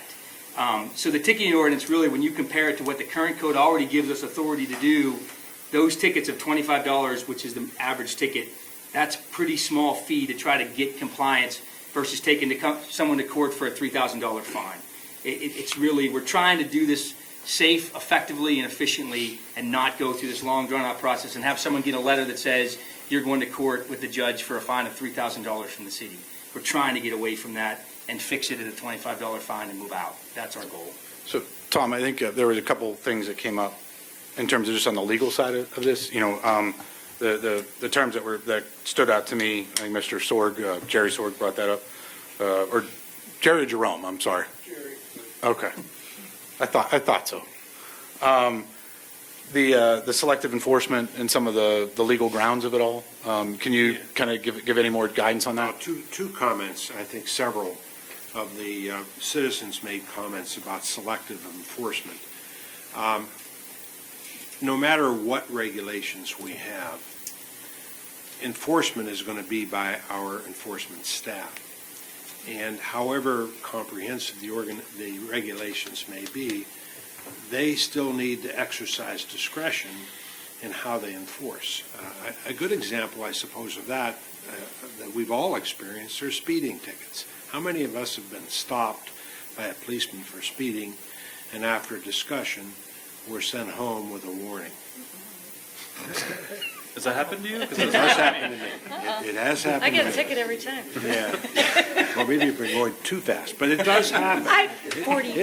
It happens a lot in real life. Police officers, enforcement officers, in fact, in the city, use discretion, and I think we have to allow for the exercise of discretion. The other issue that Jerry raised was the issue of due process. Everyone is entitled to a constitutional right of due process, and this ordinance does provide due process within that standard. There is a procedure to be followed. If a ticket is issued, the violator has an opportunity to be heard on that. The process we have here in this ordinance with tickets is to appeal that to the manager. If the violator is not satisfied with that outcome, the violator has the right to pursue that beyond the magisterial district judge and potentially on to the common police court. And if you really want to go all the way up, you can go all the way to the Pennsylvania Supreme Court and maybe even get the U.S. Supreme Court to hear it. But that makes another point about this process, and that has been the most frustrating for the enforcement staff, and that is how long it takes. We've used the word, it takes a long time. I think conservatively, if you were to pursue a violation under the old rules here through the court system to Ridgeway Court, the Court of Common Pleas, right now in our system, you're probably looking at a year and a half to 2 years before you get a resolution. Meanwhile, the problem sits there for the residents to face. So this is an attempt to try and give this process some expediency. And, it's I suppose needs to be tried and see how it works. It may need to be fine-tuned as we go. But I think it's a great effort to try and do things in a logical and fair way. Okay, I don't know whether that answered your question. No, I think it helped. I think it kind of gave me some clarity as to some of the discussion points that were made up there. And I think, I know there are some folks here who don't necessarily like the ordinance and voice their concerns with it. But I know just walking down the street and hearing from other people that there are a lot of folks out there that like the ordinance and like the fact that we're trying to at least try to hold people accountable for the decisions that they make that might adversely affect the neighbors that are around them. And again, it goes back to what Mr. Sorg was saying about just being neighborly. I mean, if there's something that, if you have something that on your property that's bothering your neighbor, then hear them out and try to figure out a way to handle that. And so it doesn't have to come to something like this, as opposed to, maybe treating it with a bad word or anger or how dare you kind of mentality. I think it's more, we have to start talking to each other more, and not, slamming doors at each other a lot more than we are. One more comment along those lines, Mayor. Human nature being what it is, I am sure that there have been, and there certainly will continue to be residents out there who would sooner hide behind the skirts of the code enforcement officer then to address the problem in a person-to-person way. And that's not going to go away, even with this ticketing ordinance. It's still going to be up to the enforcement officers to exercise common sense and reasonable discretion in the way they operate and enforce the ordinance. Any, Mayor, if I could. Yep. Just so the council understands, this is not a magic wand, and there is no magic wand that's going to make all of this disappear. This is just another useful tool to help us with some of the easier ones. There are still going to be the repeat offenders that are going to continually violate the ordinance that will have to go through a different process, but, they're just, and no municipality is exempt from having these situations in their municipality. any other questions? I feel like we need to clarify one more time because I didn't feel like people were getting it. We do not enforce the code. So we are passing the ordinance to give the code enforcers more tools to do so. So that's what we do, and this is what they do. So everybody has that clear now. Maybe. Yeah, one other point that I did hear raised tonight, and it was actually brought up by Councilman DeBauer last time we met 2 weeks ago, was the concern about the appeal process and having too much power rest with the manager to make that final appeal decision. And I'm wondering whether we need to add some sort of a provision if there is a conflict of interest, this being a small town, if the manager has a relationship with the person bringing the appeal, or if there is some sort of conflict that we need to address. So in the event that that is the case, do we want to have somebody else other than the manager make the decision? Or do we want to have it served by a committee of perhaps 3 people? May I add to that? If you're going to have a committee, I would recommend that anybody on council be on that committee. Because we made the rules, changed it, we should back them up. Now, that rotates, and I think all new council people should be involved. That's just my opinion. Thanks, Bob. I think Chris brings up a good point about the appeals process. I think that, as I was approached by people too, they were saying, hey, it's a great idea, but the appeals process may be a little, may not be what some folks were, they didn't agree with it. Does anybody else have any thoughts or discussion on the appeal? And just to clarify from the manager's point of view, what's important to me is the ordinance, to give my staff the tools to be able to do that. You're not going to get a push one way or the other from the manager in the appeal process. What's relevant to me is that hopefully council will approve the ticketing ordinance that allows code enforcement to do what they need to do. I'm good with whatever, council decides on that appeal process. It's important to me to get the ordinance passed, if that makes sense. So I was 100% in favor of having a panel of appeals. At least, I'm thinking at least 3 people. I think only perhaps 1 of 7 council members can be on that panel, depending on who's available. I don't think it should be all 3 council. And, perhaps maybe the manager and somebody else, I don't know who. It'd be nice to have somebody from the public, but that would be hard to have somebody, somebody appointed to that kind of panel, I guess. So perhaps like 1 council member, the manager, and then maybe another city staff member designated. May I suggest something?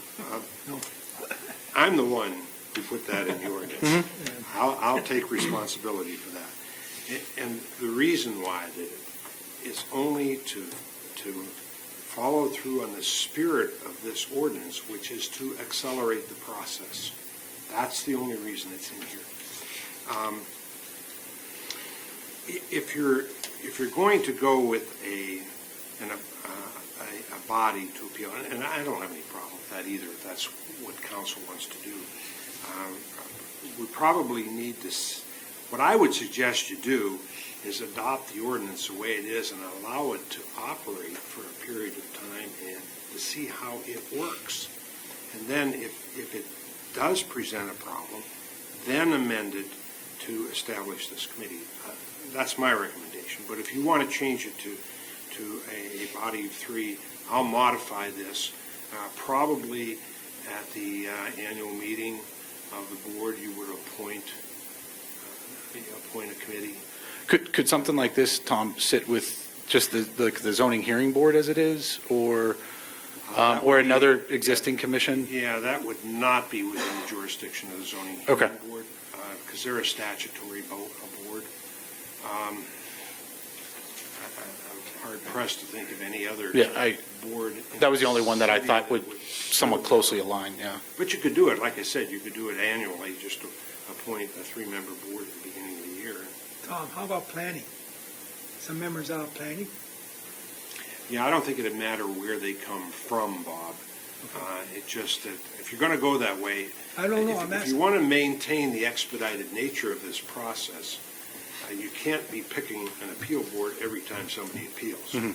That process is, now that 30 days you were so concerned about is going to creep back. Which up. I know we talked about last, I don't know, 2 weeks ago or 4 weeks ago, whenever we brought this up before, is that, by doing that, we now have to come up with who makes the makeup, the timeline, when do they meet, do they handle these appeals monthly, quarterly, whatever, whatever that might be. Sure. So there's, there are a lot of other details there, and it kind of takes away from the speed of just getting things done now and then seeing, and kind of soaking in it and seeing exactly how that gets executed. So I hear you. Well, let me ask this. If we had, like, you're saying an annual appointment of a board for appeals, right? So would that mean that they would be heard once a year then at that point? Or Margie, they would be scheduled as needed. as needed? Okay. And your time frame in here probably would need to be extended. Right now, we require that the hearing on the appeal be within 15 days after the appeal form is filed. That might be a little aggressive time frame to get together a three-member board because, they've got to all be available. So you may not be able to do it in the daytime, you might have to do it at night. There are those logistical issues. And, well, there is a process if they are not satisfied with the manager's decision to go and challenge that as Yeah. well, Yeah. correct? That's correct. I don't know how to address your concern, Chris, which is a legitimate concern about a conflict of interest. I'd like to think that the manager would, that he would recuse himself if he's faced. And that begs the question, if he recuses himself, then who Right. does preside over that? Right. So one thought that I had would maybe that it would be on a special request from the manager or from the resident prior to the appeal, that it would be handled by a committee in the event of a conflict of interest. Or just let the mayor appoint someone. That would be something like that, where it'd only be in special circumstances that we'd have to go to this backup plan of a committee. Suppose on the manager's on a round-the-world cruise when one of these comes in. You can have even situations that don't involve, or he's ill, Right. where there's not necessarily a conflict. So that would be perhaps a good solution. And that would be more of a backup plan if there was a provision in here that in the event that the manager was not available within the 15-day window, it would default to a board appointed by the mayor, for example. Or a single person appointed by, you only really need a hearing officer. You Right. don't really need a body, I don't think. Could any council member serve as that person? Well, that's possible, sure. That would be maybe an easier way to just word it, is that any available council member You could could be even appointed. make the mayor or the assistant mayor as Right. in the ordinance. You could do it that way. Yeah, I mean, it could be written, the manager or his or her designee. You Yeah. could do it that way. To me, this is somewhat of a secondary issue. I still would like to proceed with approving the ordinance so that we have it in place, and then if we do find that this is an issue, we can go ahead and figure out a way to appoint this backup board or committee if needed. I really don't want to hang this up for another untold months, just so that we can figure out exactly who's going to be on a review committee for an appeal, and we don't really have any context to know how many appeals we might even see. Might not be any. Might not be any, exactly. And I'm still of the opinion we should go into it having a three-panel board. I like the idea of it, but I think it defeats the purpose. So it's like, that's the part of it where, let's see how it works. That's where I'm falling on this issue. We can always do that later. Here, I'll call the question then. Is there a motion on the floor? I move to, we're publishing right now, right? Nope, Oh, no, wait, we're we're adopting. adopting. I'm sorry. I make the motion. Okay. Adopt it. Motion made by Councilman Moore. Is there a second? I'll second it. seconded by Councilman Pletcher. Bob, if you don't mind stating the motion. Excuse me, I make the motion to accept ordinance 312, quality of life ticketing ordinance and regulations and maintenance of properties.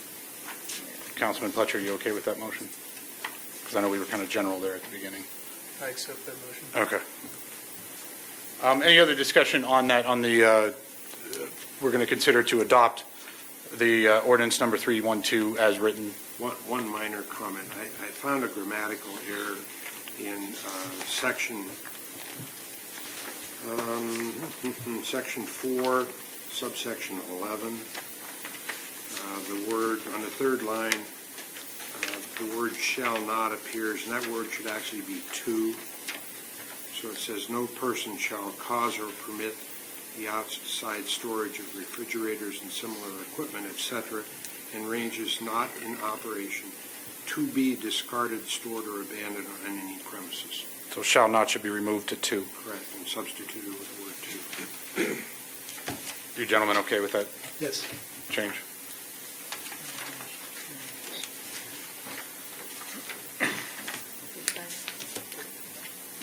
Just reading through with the substitution.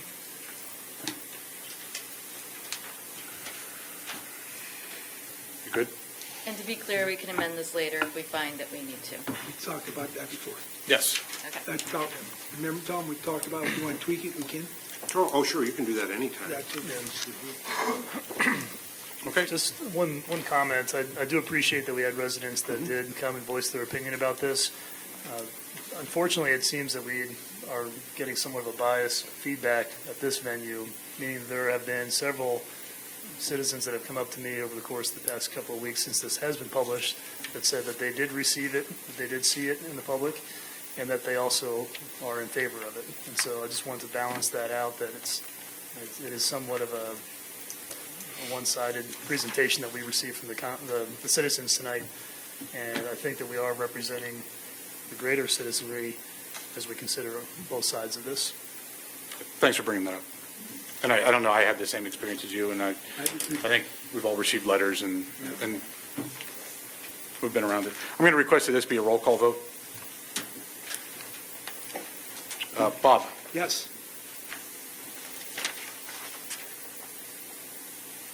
Greg? No. Chris? Yes. Andrew? No. Margie? Aye. Yes. Mayor votes yes. The ordinance is adopted by a vote of 4-2 with one abstention, Councilman Jacob.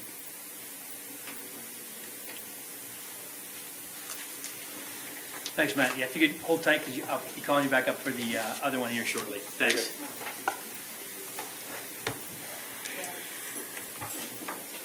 Next up is considering for adoption a resolution to set the penalties for violation of certain parking regulations and establishing a tiered system of parking permits. Yeah, and actually, I will throw this one back to Tom Wagner and the Parking Committee. This is, again, ideally a hash of what the Parking Committee asked. The only thing that we asked for on the city side, if council decides to adopt this resolution, is that just that you look at an effective date of no earlier than 3 June. That's a request from the police chief, just to make sure that they have time to go ahead and kind of put everything in place to make this happen if you change the permit structure. Other than that, the city is in support of the resolution as drafted by Mr. Wagner. And sorry, Tim, you're right. I didn't make a note of that. It should have went over here to. No, it's good. I appreciate you giving me a chance to say my point first. So effective June 3rd that this will go in. Mr. Wagner, Mr. Money, anything to say on it or anything to highlight?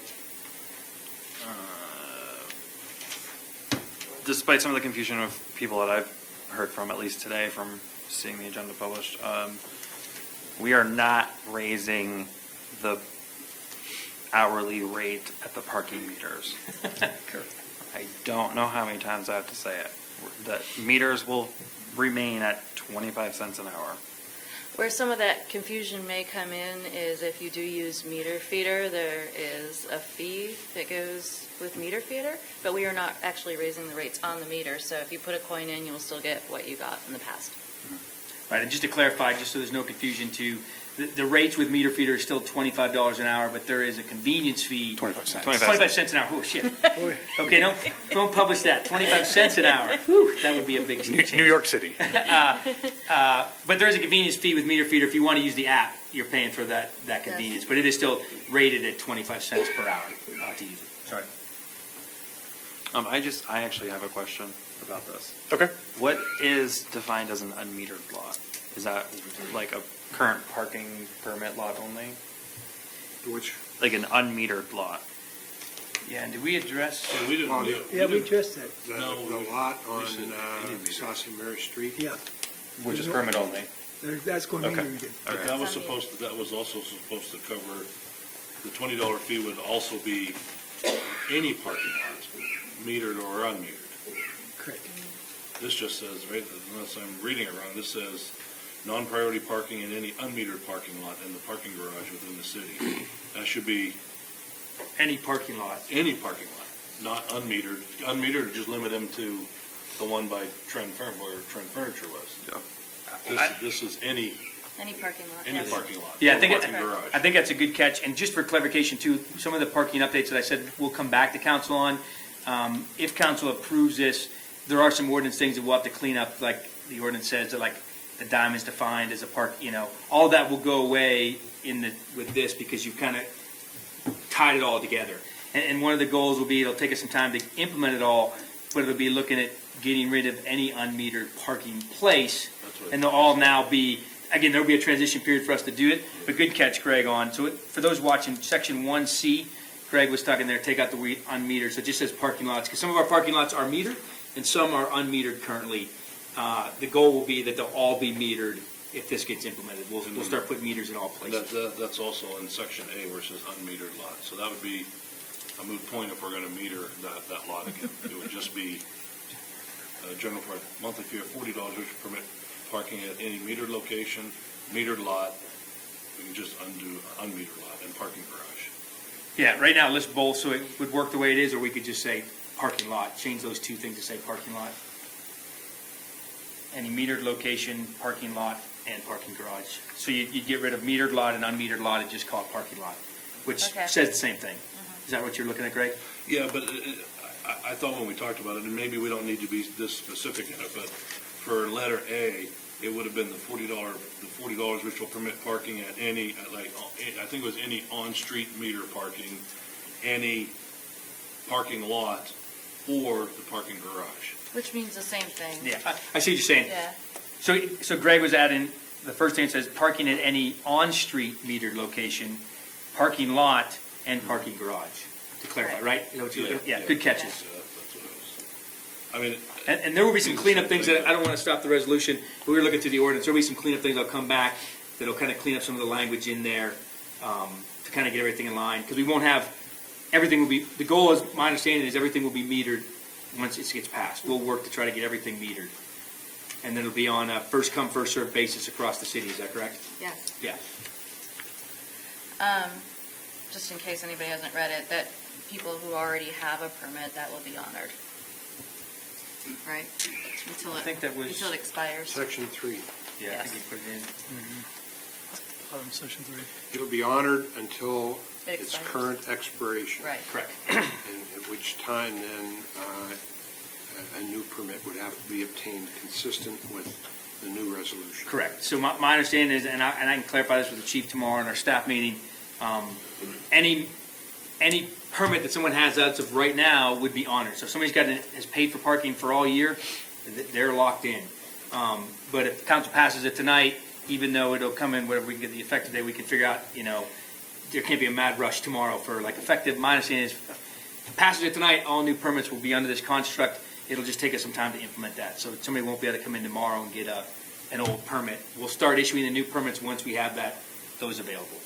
the people that currently have permits, I guess, to park on Diamond, so is their permit going to allow them to park on any metered slot then? Are they going to have the priority permit then?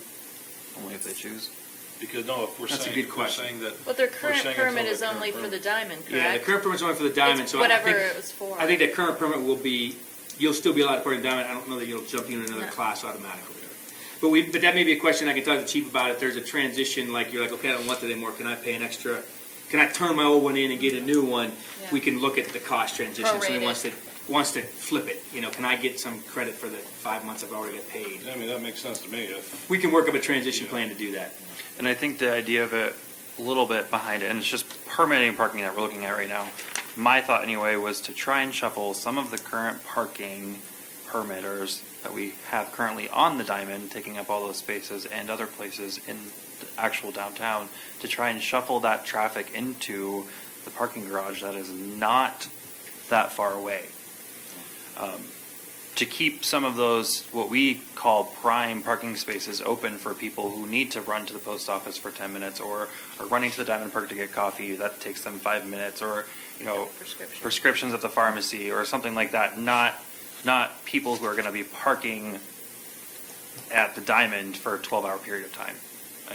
The thought behind that was to try and shuffle people into the parking garage, so I guess we'll see how it works. If not, we change it. Well, it's just like we had talked about last time. It's not that far away from downtown, and with the current plans of what we're trying to do with the park and connecting Brussels Street and stuff like that, it's really not that far away from those businesses on Brussels Street either. So I think if we can just have some positive marketing on parking garage, we can hopefully have some free spaces in downtown for the people who actually are coming downtown to utilize it, not working.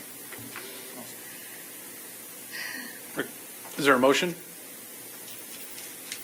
I'll make a motion to accept resolution number 1904 with the revisions we discussed.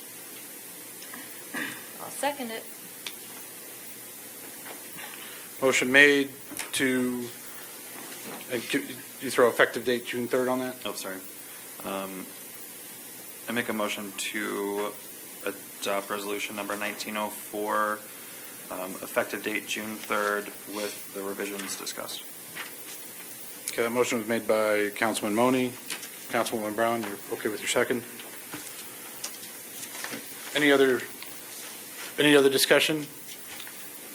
Just to clarify, we have talked in the past about meter adjustment, rate adjustment, and I believe we left it off that there was going to be a phasing process for this parking reform. Is that right?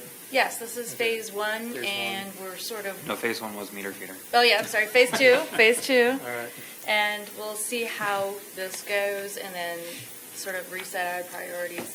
And it's going to cost us to change the actual meter rate, and so we're going to be analyzing. That's why we stayed away from that. So this was somewhat of, dipping our toe in the water with the permits first. Yes. Before we, Well, and not only that, but we also have the, what was the last thing, the fines? Yes, the penalty period. Yeah, the 72 hours. okay. So those are two changes. We'll get people used to that first. All right. Just trying to zoom out for a second. Thank you. Plus, I think we Thanks. all appreciated the useful data that meter feeder is providing. Yes. So we really did sit down and look at those numbers and And see what. And the feedback from the chief, too, that was helpful. Yeah. And thank you for getting that, Andrew. That was actually Greg. Oh, Greg. I'm sorry, Greg. Any other Thank you for questions? getting it, Greg. Anything else? No. Great. Motion's on the floor. All those in favor, say aye. Aye. Aye. Any opposed? Motion passes. Thanks to the parking committee for all the hard work you've been doing on that. I know it's not fun. I find it a little bit fun, but. There's an open thanks. seat. I understand. Wish I had all the time in the world. At some point, though, I was going to say, at some point, I'm hoping in our phase 3, we'll come back with a recommendation for parking authority also. Try to figure out the madness to that. Excellent. Thanks. Thanks, Greg. Next up is a capital purchase for the City Hall AC unit, and I think we're all feeling that right now. Yeah, it was not planned tonight that it would be a little warmer. Town council, we had 81-degree weather yesterday. But what you have before in your council packet is, as you've seen, if you can't feel it, the chilled water coil broke in the AC, which is behind the door, like directly in front of me as I look through Tom Wagner. That is something that we've been kind of crossing our fingers over the last couple years. I'll first draw council's attention to the last page of your packet. If you guys can remember back to last fall, we presented the 5-year capital plan. You'll see on there that we had about $153,000 set aside for replacing both of our AC units next year. We have a unit in the basement which services the basement and the first floor, and you can feel that it's obviously not on today. And we have a unit in the third floor that services the third floor and second floor. So we had, although not an approved budget, we approved the 2019 budget, but when we do that, we look at the 5-year capital plan. It was planned to kind of replace those systems next year. We were 1 year short with the basement system. The third floor system cranked on this year, so that was a half good win. What you have in your packet is we asked the contractor to give us quotes on what are our options. What you'll see in your packet is option 1 is a quote for $18,645 to replace the coil. So that would require them to come in, take the unit apart, take the old coil out, put the new coil in, and put the unit back together. For those that have not seen it, the units in both the basement and third floor have been here since the building was here, since the 70s, and it is the size of a large car. Like, these units are monsters. I mean, we cross our fingers every year that something's going to happen, and this is the year. So that would be the cost to go in and replace the coil and still have all the other old components. The second quote that you see in your packet is a quote for $61,340. That would replace the old unit we had with a unit that looks very similar. It's a new unit, but it's one massive unit to service both the basement and the first floor. The third quote that you have in your packet is a quote to divide the systems up. You'll see a quote for $32,480 to put a 5-ton RTU on the roof above the Parks and Rec building and the tax office, and that small unit would service just those two buildings. That configuration is very similar to what the bank has on the roof of the building to service their little area on the first floor. And then you'll see another quote for $51,760, which would be to tear out that old unit down here, put two new modern units in there. So instead of having one big unit, we'd have two smaller units in there, much easier to maintain, much easier to replace, and then it also gives us some redundancy in that we have two units to kind of split the load versus one big unit in there. So if you look at the last two quotes, the total of that would be $84,240. What I'm here tonight to request from council on, my initial thought is it makes no sense to drop almost $20,000 into a unit that we have scheduled to replace next year. In essence, we're flushing that $20,000 down as soon as we replace the unit. So to me, that puts us in either going with option 2 or option 3. My recommendation to council is that I get approval to spend the capital funds, which you already have in the budget. They would just be on the budget next year. And to approve the two quotes that add up to $84,240, which would, A, give us a separate unit on the first floor, would give us that flexibility to separate the basement and the first floor, and it would give us the two newer units down here, which are much smaller, give us much easier maintenance as we go out in years future, and gives us some redundancy down in the basement. Those funds, again, would come out of our capital budget, which we have money in the capital fund. And then again, if council does approve that tonight, then you'll see that 2020 capital budget, you'll see obviously a reduction in what I do ask for in 2020, because we'll have done half the replacement up front if we move forward with that. And as you see right now, for the most part, other than you're down in the basement, you don't notice it. Second floor, we're doing okay.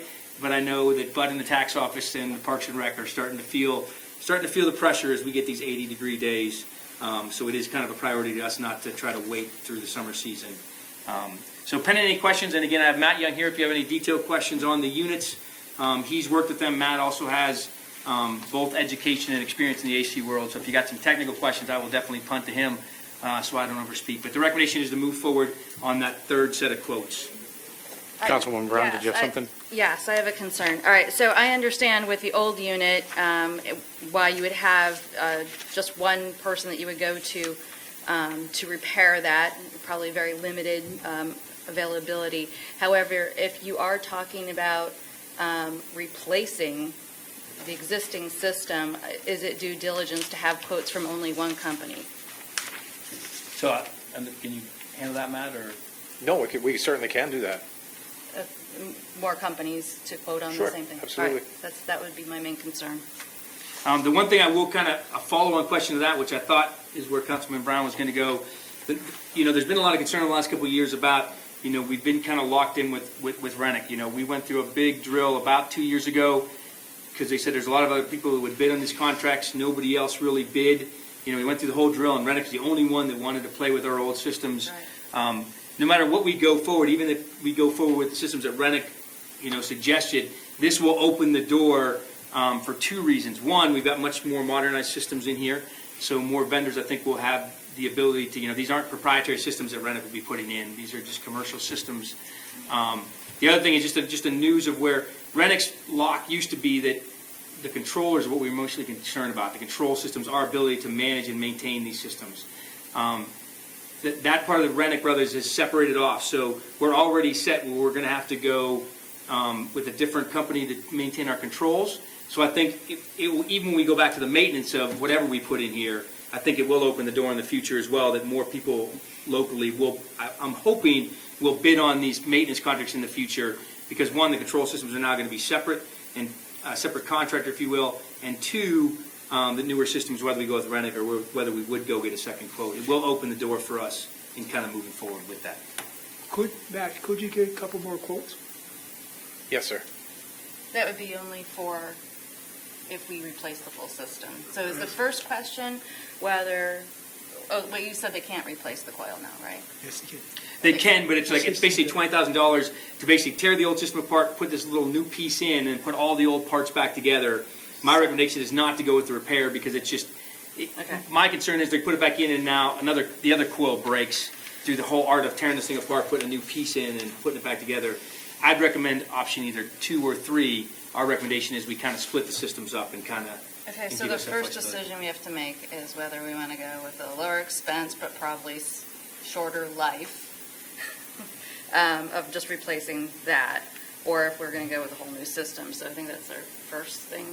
I think I'll entertain a motion on the floor. But, I mean, I think the logic is there that why throw $20,000 Right. good money after bad. I agree. So, I mean, I think that's there if we need to kind of quote it out a little bit.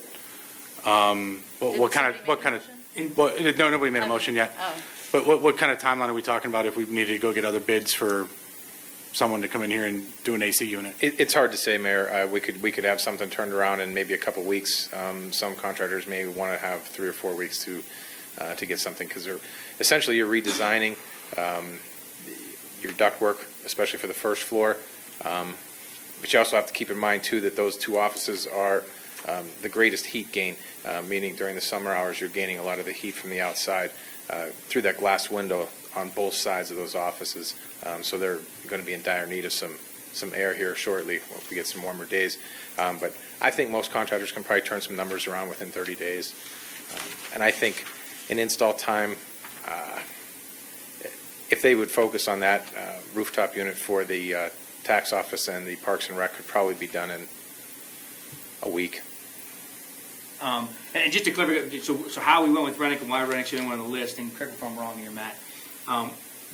We have Rennick on maintenance contract. They provide maintenance to the system. So when the system broke, we called them in and said, "What's the deal? Give us a quote." And through that process, they gave us a quote to fix it. And their recommendation is, well, I don't know that I would fix it. I'm going to throw you 2 other quotes of 2 other options. And then it became a time thing, trying to get, with the summer system already coming in, we wanted to get those before council. And so there, in some regards, we just didn't, have time by the time we got it back from Rennick to kind of trick turn other quotes. So we kind of were somewhat under the gun, if that makes sense, or that helps clarify. Wouldn't we be obligated if we're going with the whole new to do the bid process anyway? Yeah, I mean, Because it's over the actual bid process. Yeah, yes. I mean, if we're going to be replacing the unit that's in place or replacing the coil, then of course that's a maintenance issue, and you would just have your contractor do that. But, we're talking essentially the same, we're not talking a whole new system. To simplify the system for you, and it's a rather elaborate system. When the building was built in 1970, it was essentially the Cadillac of HVAC systems. So you have boilers that create hot water, and you have a chiller that creates cold water. So in the wintertime, the boiler creates the hot water and circulates it through a coil in an air handling unit. Then the air handler blows the air through the ductwork into the conditioned space, and you have thermostats that control individual dampers to allow either cool air or warm air into that space. And again, it's the same for the chiller. The chiller creates the cold water and circulates it through the cold coil. So that's what failed on this unit, is the chilled water coil in our air handling unit. So if the chilled water coil has failed, the chances of the hot water coil failing soon is very high. So you make the decision of, do we replace that coil and spend that money? Do we just replace the whole unit, which essentially has to come out in pieces because it literally is the size of a car? Or do we go with the third option of putting a rooftop unit in and take care of the first floor, and then just put 2 smaller units in down here, still circulating the hot water and the cold water that is produced by the boilers and the chiller, but it's a smaller unit and can be brought in, and if something would happen 10, 15 years down the road with that, it's a very simple replacement for that. So we are under the obligation to have to bid that because it's over $25,000? The one exception you have available to you here would be with the unit for the tax office and the parks office, and that is to consider that as an emergency repair, if you want to go that route. I don't know what the conditions are in those offices. Yeah, I don't know. I just would imagine it's probably hotter than it is in here because both those offices are all glass on both sides, so the sun does a pretty good job of heating those guys through the day. Very rarely is there a call for cooling in the basement down here. I'd like to get a couple more quotes. Okay. I think we're allowed to spend so much money, then we have to quote it. Now bid it. If it's over Bid. 25,000, it's got to be an official bid. All right, go bid it. Quotes is if it's less than 25,000. This is more. Is there any consideration on the emergency provision as Mr. Wagner outlined For the first floor. for the first floor to get What that, was to the get cost that of going that? and then, The cost of the first floor is $84,000. $32,480. So that's still over the amount? But Tom's saying with the emergency, council can override that Yeah, with. the amount becomes irrelevant. If you consider that to be an emergency repair, you're not required to follow the bidding requirements. because just a the bidding clarification. process will take what, 2 weeks, 3 weeks? Is it only 2 weeks? I think it's 2 weeks. Like from the time that Matt sends it out, I think we give them 2 weeks to bid on it or whatever. It was about a week and a half for Rennick Brothers to get me the quoted prices on this. And the equipment here is so old that we could not get a replacement part for that. Yeah. We actually had to have a custom coil built for that. Yeah. And So it would be a 2-week turnaround on the bid process, assuming you get everything out there I would think tomorrow. most contractors should be able to get us a quote within 2 We'd weeks. have to approve it at the June meeting. Or, I mean, we could have a special meeting. Have a special meeting. You could have a special meeting as well. But the other thing too is like, so what I think Tom is looking at, one of the options that council has before you, if you want to go that route, is do the emergency for the first floor, approve the bid that's in there to take care of the tax office and Parks and Rec. That won't require us touching down here really at all because that'll be a new system tied in. And then we go out for bids to replace the basement unit, right? And then we bring that back in June or a special meeting if you think it warrants it for the basement. But I think this is less of our priority than the first floor because it's going to get, if we keep it up to 80-degree days, it's going to get pretty hot up in those first floor offices for the tax collector and So I'm thinking though, if we go that route, then feasibly we could have 2 different contractors, two different vendors. So let's say we go with Rennick Brothers here for the Parks and Recs and the tax office, okay, and then Matt bids out the remaining of it, and company X bids on that, and we award it to them, so we could have two different contractors, and one contractor servicing this part, and then Rennick Brothers servicing that part, and I don't know if that'll be a problem. well, and actually, great question. And a question for you, like, how does this do with our maintenance contract? It's not going to affect the maintenance contract. What it will affect, though, is the control system. We keep going back to the control system. If you put this out to bid, whoever the contractor is that's installing this will be able to install that. Let's say it's not Rennick Brothers, it's contractor X.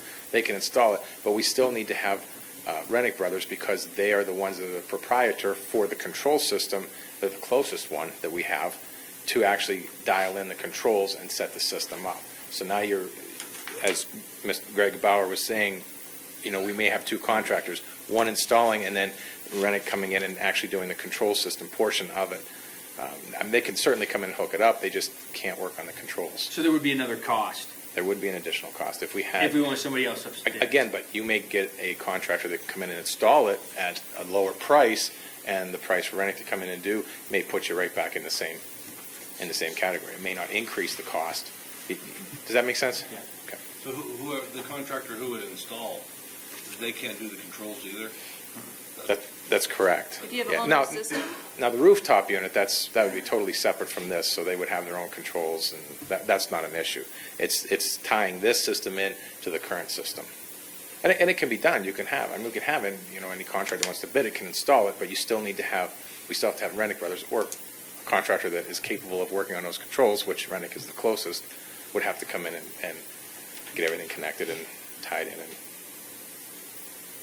So then, the unit for the regular building, then, if it went to contractor X, for any mechanical issues, I guess I'm saying we'd have two separate contractors. We'd have Rennick Brothers serving mechanical issues for the rooftop unit and contractor X servicing.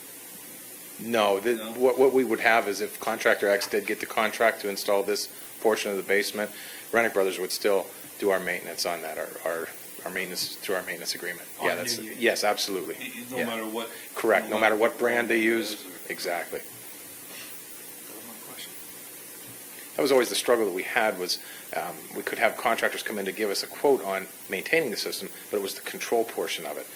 And now that Rennick Brothers has released the controls, and the gentleman that was the head of their control department has his own company now, he has reached out to me and said, hey, if you find somebody other than Rennick Brothers, let me know. We can certainly come in and give you a quote on your control maintenance. It's not a problem. So it is going to make things easier for us in the future. Any direction, any motion from council? I'll make a motion to accept the Rennick Brother quotation number 19-103S, new standalone 5-ton RTU serving the planning and tax offices, and the quote number 19-116S, new air handlers to serve basement. Totaling a cost of $84,240. So motion on the floor, is there a second to accept those two I need to quotations? understand what this motion means. So what, just we're considering to make this capital purchase for, was it 103S? It was the last two pages. So it's 103S and 116S. Without an additional quote, this going forward? It would be falling underneath the emergency provision, I think, for the first floor, but as well as because of the tie-in to, I guess, to the controls? I mean, it's a part of the existing contract, or do we still need to put that bid process out? I'm sorry I raised the issue. All I did was make it more confusing.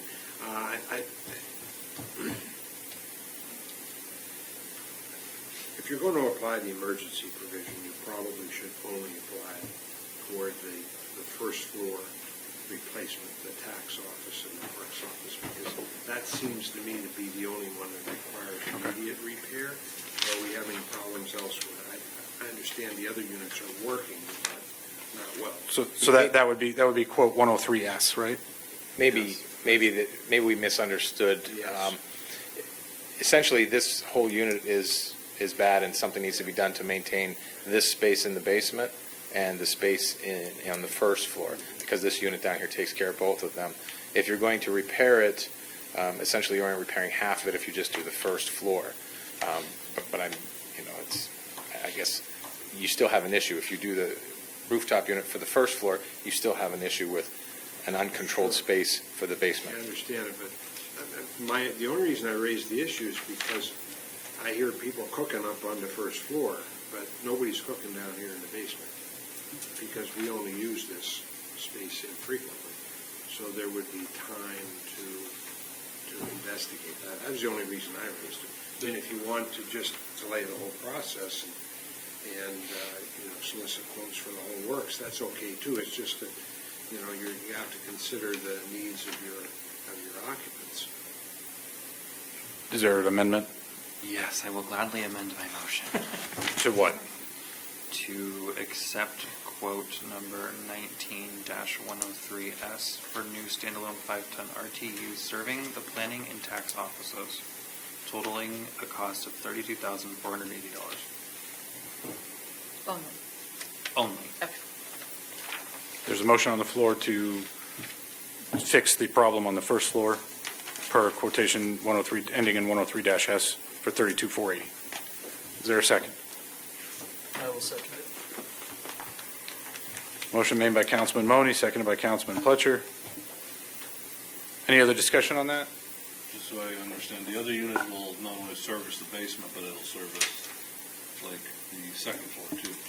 No, the third floor unit services the third floor and second floor. So the basement unit today services the first floor, but if we go with this quote council approved, the first floor will then be self-sustaining with the new unit. And so the basement, this old unit's just servicing down here.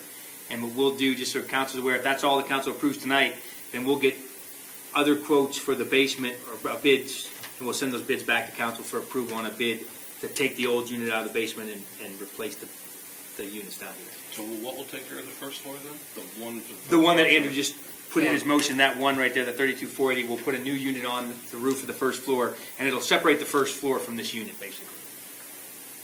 Right? It will, but just so we are clear, we're not getting quotes, we're actually getting bids. Bids, yes. Okay, so that means now we have extended the time. The bidding process is a lot longer than getting a quote. That would be just to fix the basement problem, though. That's correct. The motion as it is right now is that we would just go forward with the quote as it is with Rennick and just take care of the first. And then the bid process will then have to, we'll look to get bids to take care of the basement. I think we're all on board with that. Well, no, I'm still confused. It's just an So- emergency. I get it, but the unit for Parks and Rec, is that only for the Parks and Rec office? And the tax office. And tax, I mean. That's all that's for. That's the motion that Andrew made. That has nothing to do with the first floor, That is the first floor. Well, the bank's on its own, you know. second floor. Second floor and third floor are good right now. They're serviced by the unit on the third floor. So those are operational, second and third floor currently. Okay, that's what I didn't understand. Yeah. I didn't know there was a separate unit for Yeah. the second and third. Any questions? Good. So just so you understand also that when I said that we could get a quote back in 2 weeks, we can get a quote back in 2 weeks, but a bid process is a lot more involved, meaning we're going to have an engineer design the system for replacement to actually put it out for bids. And it's no different than if we bid out the Charles Street project. Those bid packets have to go out and be advertised. So we're looking at, just so that you're aware that something doesn't come back by the next meeting, you're not asking like, why didn't this come back at our next meeting? So Tom, I'm sorry, go ahead. it costs more than for the unit, just for the basement, than it is for Parks, Recs, and tax office. Because, I mean, according to this, it's $51,760, just a new handler, just to service the basement. So correct me if I'm wrong, but I think the quote for the basement, Matt, includes the dismantling and removal of the unit down here. It does. So that's why it's more money. You're paying for the cost of getting the old one out of there. Yeah. So I had a question. So what are we required to do, Tom? Bid or quote? I honestly don't know what the charter says about that or your administrative code, but I can respond to the staff on that Okay. tomorrow. So we'll get clarification, make sure we get the right thing and get it back as quick as we can to council. Ideally, our goal, we'll try to see if we can get something back by the June meeting, so we get a contract coming in June to get this thing fixed. 'Cause it's gonna, yeah. Our June meeting might be a little toasty, so just a heads up. Our June meeting might be a little warm down here. The basement. All right, so motion on the floor by Councilman Moni, seconded by Councilman Pletcher, to replace the AC unit on the first floor per the quotation 19-103S. All those in favor, say aye. Aye. Any opposed? Me. 5-1, the purchase goes through. And I'll get an email out to council. I'll talk to Matt over the next day or two, whatever, and we'll figure out, just so you know, kind of where we're heading for the next step. Yeah, Thanks, and I Matt. guess, thanks, Matt. So I guess, if things don't get clarified there or cleared up there in June, and we might be still sitting at the emergency provision there where we're may have to just move forward because. Yeah, and if we need a special meeting, something like that, I'll get back to you, to Mayor, and figure out what we need to do. Okay. We'll try to push down that path and see if we can knock it out. Sounds good. Subdivision applications. The first one is the 2019-03 for Sarah Road. Thanks, Mayor. The subdivision proposes to divide a .642 acre lot from a 1.64 acre parcel as a lot addition to an adjoining parcel to eliminate a driveway encroachment. The residual parcel is .523 acres and contains a single-family dwelling with public utilities. The receiving parcel will be 1.611 acres and contain another single-family dwelling with public utilities. The Planning Commission recommended approval of the subdivision with no comments. The Request approval from council for subdivision application 2019-03, subdivision of Adeline Chittle on Sarah Road. I'll make the motion. Motion made by Councilman Moore to approve the subdivision application. Is there a second? I'll second. Seconded by Councilman Money. Any discussion on that? We have maps in there and all the notes there from the Planning Commission. Any other comments? Hearing none, all those in favor of the subdivision, please say aye. Aye. Any opposed? Subdivision is approved. Moving on to the next item of business, 2019-04, Huffman, Kriegish, and Constable on Beach Road. Thanks, Mayor. This subdivision proposes to divide a .23 acre lot from a .460 acre parcel as a standalone lot. The residual parcel is .23 acres and contains a single-family dwelling with public utilities. Lot 1 contains an existing shed, which will be removed, and has access to public utilities. The lot is proposed to be used to expand a parking lot, which was reviewed by the zoning hearing board at its meeting on May 15, 2019. The zoning hearing board continued the zoning hearing until May 29, 2019, to obtain more information from the applicant, so no decision was made at this time on the use. The lot can be considered a developable lot if that use is not approved. The Planning Commission recommended approval of the subdivision with no comments. And just to clarify a little bit of the text on there, so basically, they want to use the lot for a purpose that they got to get approval from the zoning hearing board to do that. That hasn't gone into place yet, but it doesn't change the application. If they don't get approval for that, it could still be a building lot, and so there's, no comments from the Planning Commission on that. The use of the lot will, in end, go to the zoning hearing board for decision, but the subdivision shouldn't be relevant necessarily based on the use, if that makes sense. So pending any questions, request council approve subdivision 2019-04, the final plan for subdivision for Huffman, and Kriegish, and Constable on Beach Road. Are we allowed to know what the purpose was for subdividing? They were going to expand a parking lot is what they're trying to do, so they're trying to get approval from the zoning hearing board to make that an expansion of the current parking lot that's there. If they don't get approval for that, then it'll be a buildable lot where they'll have to come up with a different use, or the use that it's already kind of geared towards, if that makes sense.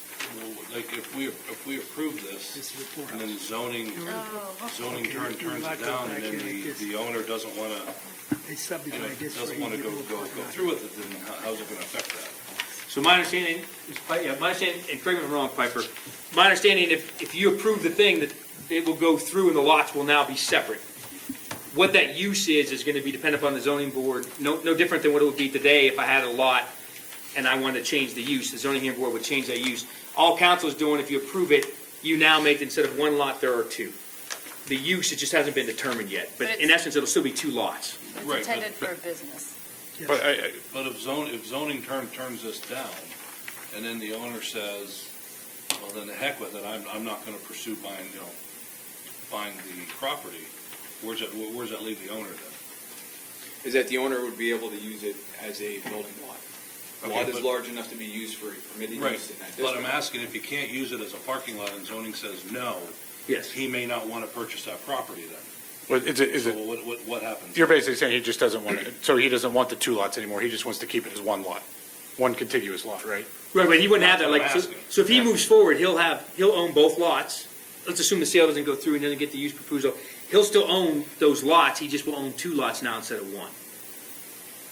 So if you approve it, the owner still owns those properties, he just has two parcels or one, so he has now the option to sell it for something else later. He's done the subdivision, which is what he wants to do. Yeah, I think we get that, but I guess it's just, if he doesn't want it then. Like, I mean, like if we pass it, He's the person asking for the subdivision to happen. That's right, he is the The owner's applicant. asking to divide this into two lots. No. So he's already made, Craig, I'm sorry. No, the potential buyer is requesting the subdivision. So if zoning hearing board doesn't give approval, Does the subdivision then become moot? it could be. It's dependent on the sales agreement, which is a private agreement between the current property owners. So what you're acting on is the application, from the potential buyer, but it still doesn't guarantee that the lot is going to be subdivided. Doesn't it seem like we're putting the cart before the horse? I think this But we have enables the seller and the buyer to put this in the way that they want it. And correct me if I'm wrong, Piper, so if the sale doesn't go through, then they may not end up actually subdividing the lot. But this is kind of dependent on the sale to go through to make sure that they can subdivide it. This is like step one. From a legal standpoint, these are really two distinct issues. The first issue is, can this lot be subdivided into two conforming lots, which it can be? What those lots are ultimately used for is really beyond the jurisdiction of council. The second issue regarding the zoning hearing is a question about what that subdivided lot can be used for. And now that gets back to the issue between the buyer and the seller. And I'm sure that that sales agreement is conditional upon the buyer being able to use it for the purpose that the buyer intends. So that transaction may fall through, but that's really independent of the subdivision. But isn't it usually the seller who requests the subdivision and not the buyer? That certainly would be true, Marty, yes. But Like, how would somebody have the authority to ask for a subdivision if they don't already I own it? think if we look at the application. It could be a condition of the sales agreement. Okay. Yeah, I think The that- sales agreement could contain a condition which Okay. says, I guess I haven't dealt with that before, so that's a new one. it's not very common, but is a, Yeah, I appreciate Piper's check, because that was my bad assumption. I Yeah. thought the seller was pushing it. It's part of the agreement, I guess. I think in this situation, and this is going to be my next point, I would certainly like to know why, on any zone application that we get and pass, or planning, whatever we're talking about, why the planning commission doesn't make a comment whether it's good or bad. Because we might be able to understand this if there was a comment of something positive instead of none. I mean, every single thing that we've ever seen across this table has been comment none. Whether it's good or bad, I'd like to know that. So can we start to get the planning commission to have good and bad comments on these paperwork so that we can understand things a little bit better? I think he's talking planning commission, because they're the ones who gave the recommendation. I think just to kind of echo what Andrew's saying too, I think that comes down to, I think, us and other community leaders to kind of say, what kind of town do we want? Do we want something that's going to have an extended parking lot? Do we want something, do we want high-density housing? I think that's up to the planning commission, council, other stakeholders in the community to kind of say, hey, this is the community that we want. And it would be good, I agree with you, Andrew, it'd be good to kind of have things on there to say, hey, pros of doing this are X, Y, Z, cons are ABC. As opposed to just say recommended approval. It'd be nice to have that second level, third level discussion as to what's going on with it. I think that would be difficult. What happens is that the planning commission looks at the regulations contained within the subdivision ordinance. And that's legislative, function of city council. Especially in regards to subdivision. So what they're looking at is, are all these boxes checked? Was it done appropriately? Is the content of the map correct? To render an opinion, this is, as Tom said, a two-headed snake. This is basically, we have a use of a piece of property, which is the zoning hearing board's kind of purview. The planning commission is looking at, they do consider the use, except they don't really render an opinion on it because it's outside of their jurisdiction. They're looking at, the statutory requirements located within the subdivision ordinance and whether this application meets those requirements. So that's why very often, to your point, that there are no comments from the planning commission because there are no issues. So in some cases, just not maybe within, your terms of office, there were many comments from the planning commission that got sent to city council, which sometimes resulted in subdivisions being tabled by city council. It's just that, the planning commission does as well as, I should say, the applicants and the surveyors have done a very good job of getting us applications ahead of time that are reviewed by myself, that catch any problems, that would be a violation of subdivision ordinance so that the process can be smooth. So to have that, kind of have that feedback that Councilman Moni's asking for, and that I was kind of jumping on with, is, it would almost have to be, we have to have zoning hearing board representation, planning commission representation, and council kind of get all of us together to say, hey, what is it that we're trying to do here? That's And, correct. and I'm not trying to ignore the citizens, but just basically say, hey, these are the bodies that are making those decisions, and get some citizen input and get everybody else there to say, hey, this is what we want to do. Well, it would obviously be at a public hearing, public meeting, Yeah. which would be open to the public, Yeah. and public comment. So that's where you would get the fourth component of citizen input. And just a clarification, just in case, I was looking at the map too, to simplify a little more too. We're talking about the location near the poorhouse. So it's, if you look at the map, it's the lot right next to them. So it's going to divide that in half so that you have half the lot stays still single-family dwelling and a little more extra space for parking there at the poorhouse. Yeah, I don't think we don't have the map there, Tim. Oh, We don't- sorry, you none of guys us didn't have the map on your side. That's My what bad, I I thought was they were all, asking. and all that, that's bad. You guys can look at the map down, sorry, I guess we didn't have enough maps tonight. But that's where it was, just if that helps you at all, it's the poorhouse is trying to expand their parking, and so the owner next door is basically just cutting off a piece of their property and saying, yeah, go ahead and do that. That's the location of where it's at. I apologize if we didn't have enough maps to get out tonight. So- Okay, so He explained it. Oh, he got you? my thing is, the property owner's my neighbor. He told me, if zoning turns me down, I don't want it. So I guess why are we approving this until zoning renders their decision? We approve this at, Because the seller could, with your subdivision approval, sell that lot, that subdivided lot, as a single-family dwelling. But it's not going to lock the owner of the poorhouse into anything by us No. approving this. No, it doesn't. Okay. Okay, so I'm going to make a motion to approve the subdivision application 2019-04 for Huffman, Kriegish, and Constable on Beach Road. I'll make a motion. Motion made by Andrew, seconded by Councilman Moore. Yeah, a second, I'm all plugged up. Any other discussion? All those in favor to approve the subdivision, please say aye. Aye. Any opposed? Hearing none, the subdivision is approved. And thanks, Matt, for some of that clarification on that. I Appreciate it. apologize for you not having the maps. Oh, that's, It's hard to make a decision blind. No. It's, those are very valid questions, especially with no diagram in front of you. no worries. We had the maps, we just turned them in already. I know, we did not have the maps. Oh, I'm sorry. I think it was like every other one or something. Next time I want a diorama. Yeah, I didn't get one. All right, we have a discussion topic tonight for zoning.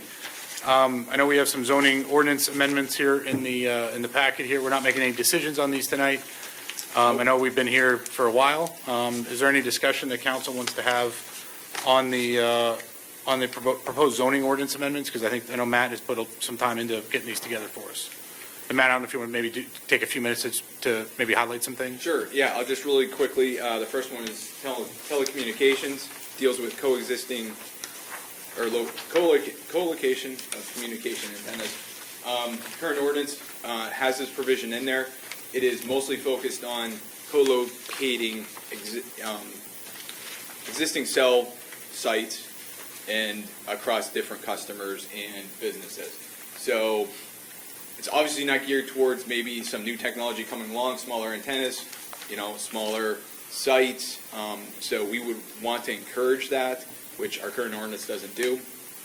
The main thing to think about with these two revisions are the two different ways that it's done. Well, first of all, of course, if you agree with that, but if you do agree with encouraging this type of development, then these are two separate ways of doing it. The first one is a whole separate section, which is in the generalized section of the zoning ordinance, which would cover all zoning districts. And then the second way is we would just list them individually within the existing zoning districts. It accomplishes the same task, which is we want these co-location of antennas to be permitted in every zone. This is not a standalone tower. This is going to be a telephone pole, church steeple, existing building, or an existing cell tower or other type of tower. And then just for clarification, it did go through the planning commission. They did have some good discussion on it, and their recommendation is to add the appropriate language to every zoning district. The only other change is we added number 7, which would be on page 2. So we recommend about it to simplify it. We're recommending, along with the planning commission, to go with the option listed on, well, I guess it's page 3, if you count the memo, it's page 1. And then the only difference with what the planning commission said, we added number 7, because we were kind of walking the dog. We realized that there was no call out for attaching it to already pre-existing public utility poles. So it's a minor addition change, but so last page is what we're recommending, and that's what the planning commission also kind of went through their discussion of where we should kind of head for that. So we don't vote on this? No. So this is if any questions you guys have, if we feel like there's a good momentum, we'll bring this back next time to update the ordinance to publish it. So there'll be a full discussion next time. We want to try to catch if there's any questions, comments, or a push, either option A or option B is what we're looking at. So I guess if I could ask council, I know if you have questions now, please feel free to ask. So is this preparing us for 5G then? Yeah. Yes. Okay, that's all. Yeah. And just a Really comment on simplified that. it by saying Just to comment on 5G, I recently attended a conference that were talking about the new smart cities, and really these are not going to be standalone towers. Just want to emphasize that these new antenna attached to city benches or street lights or bus stops, and it really does not put any type of aesthetic burden on the city. If anything, accents it. So this would just allow us to be able to do that and invite that into our city. Absolutely, yeah. They are not new towers, they're going to be existing structures. And the reason I bring that up is when we had this discussion initially, when we had Seth Higgins here, he was talking about packing a hillside full of antenna. And I just wanted to reiterate that that's not how 5G technology is going to be incorporated. Do you anticipate any objections to the expansion of this? I I've read haven't- weird things online and I never know where it's coming from. Oh, I'm not online, so I don't know of that. I don't anticipate anything. I also want to add that, we haven't turned anyone down, so this is more of a proactive approach. It's not like, we've said no to anyone. I haven't been contacted about anyone besides existing, cell providers for co-locations on our existing towers. I think But this, those sorry, man. Go ahead. I think this coupled with our discussion by Mr. Regis earlier about, what they want to do is, as far as increasing the speed and some of the technology that we're currently receiving there, I think they kind of go hand in hand to say, hey, we're trying to market ourselves as, stepping forward a little bit to say, hey, St. Mary's is trying to get primed for future business and future residents as these needs become in more demand. And would this also open us up to having citywide public Wi-Fi, a similar antenna? It would certainly encourage it, or at least make it easier. So if I could ask council, just kind of read that one, I guess focusing on the last page of that handout, we can come back to, please feel free to share proactively any changes so that we can kind of get them in before we publish it, hopefully at the next meeting. And then we can hopefully move that forward toward a vote by the end of the summer. Yeah, I really appreciate it. If you got any inputs, let me or Matt know, because our goal is to come next time with a proposal to publish. So we'll try to incorporate any comments that you guys have and have that discussion next time. Matt, with the other one? Yeah, the other one is maybe out of left field for some of City Council. I'm sure not many of you are aware of it. The city zoning ordinance actually has a section entitled Unenclosed Storage of Recreational Vehicles, Outdoor Stockpiling, and Trash. So city staff has reviewed this section and is making a recommendation to remove it with no replacement of these sections for several reasons. Number one is that this section is within the zoning ordinance, and I'm going to have to give you a little bit of zoning lesson, which states that, basically if you have, an existing use that was in place before the zoning ordinance was in place, it's commonly referred to as grandfathered, but the technical term is a non-conforming use or a non-conforming structure. You're allowed to continue that forever, even though it's in violation of the current rules. So this provision, which is located in the zoning ordinance, I'm sure many of you, if you travel the city, can identify violations of this section, that, have not been taken care of, but most of all have not been complained about.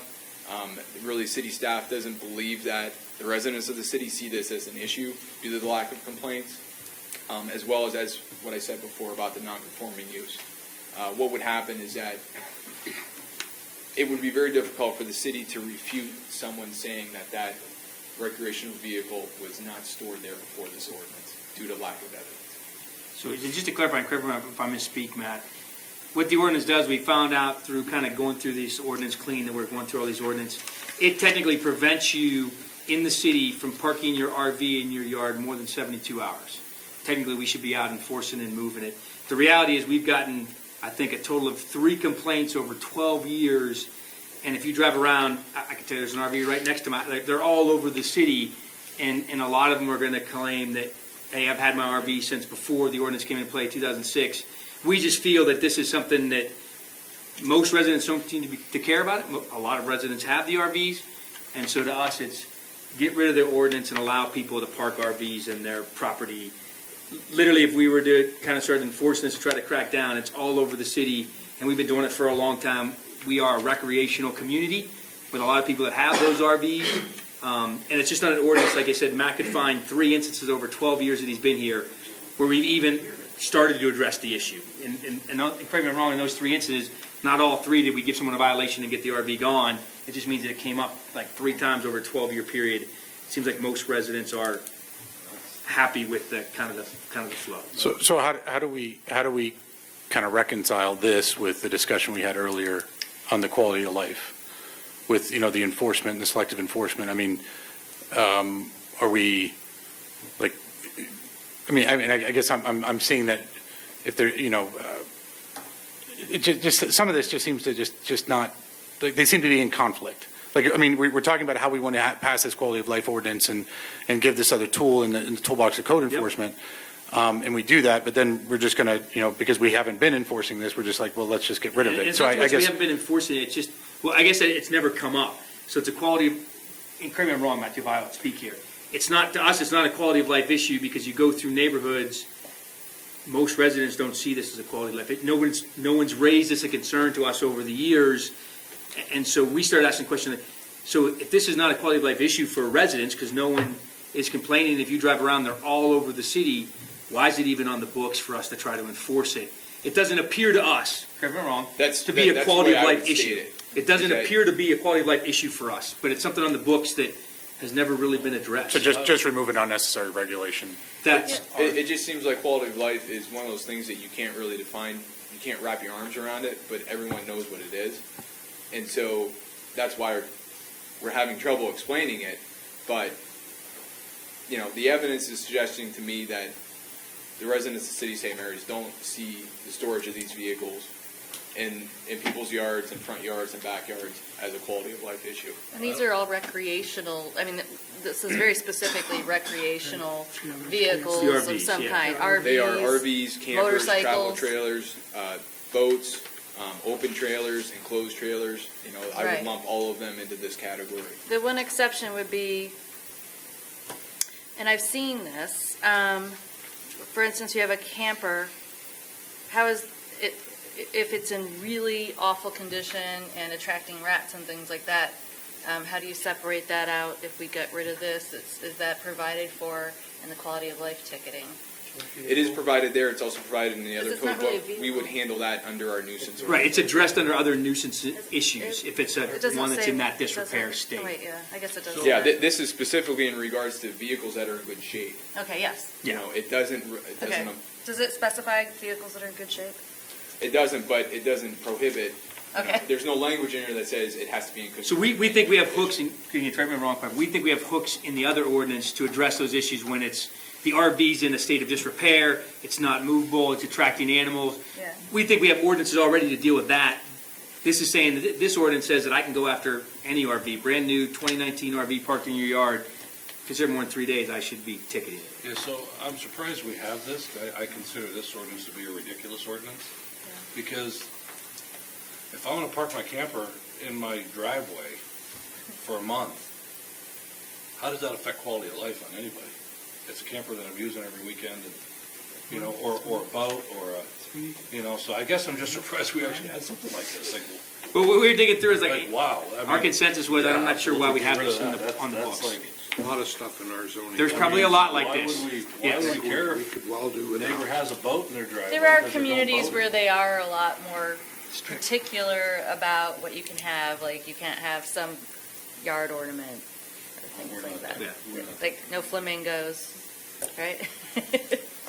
No garage doors open. So if you're looking for a Right, motion, no I'll make garage the doors open. motion. Well, it just guides, because we're going to come back, and again, if you have any inputs even past tonight, just send it to us.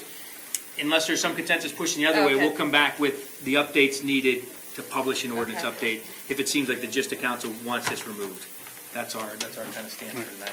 Anything else, Piper, or you don't have anything else? Oh, I guess we could talk about the 302.3, which deals with trash. I'll just mention this real quick. This is very similar to what we have in our solid waste ordinance. Once again, it's in the zoning ordinance, and it's superfluous. There's no reason to have it in our zoning ordinance because it's already covered in a different section of our code. It's better enforced in that other section than here, so just, that's the other section that we didn't really talk about, and that's it. Okay. Thanks, Council. Okay, thank you. Thanks, Matt. Thanks, Clark. Thanks, council, for your patience. Thanks, everybody out there as well for your patience. We're wrapping up. Citizen comments on non-agenda topics. Mr. Sorg, you're back at it.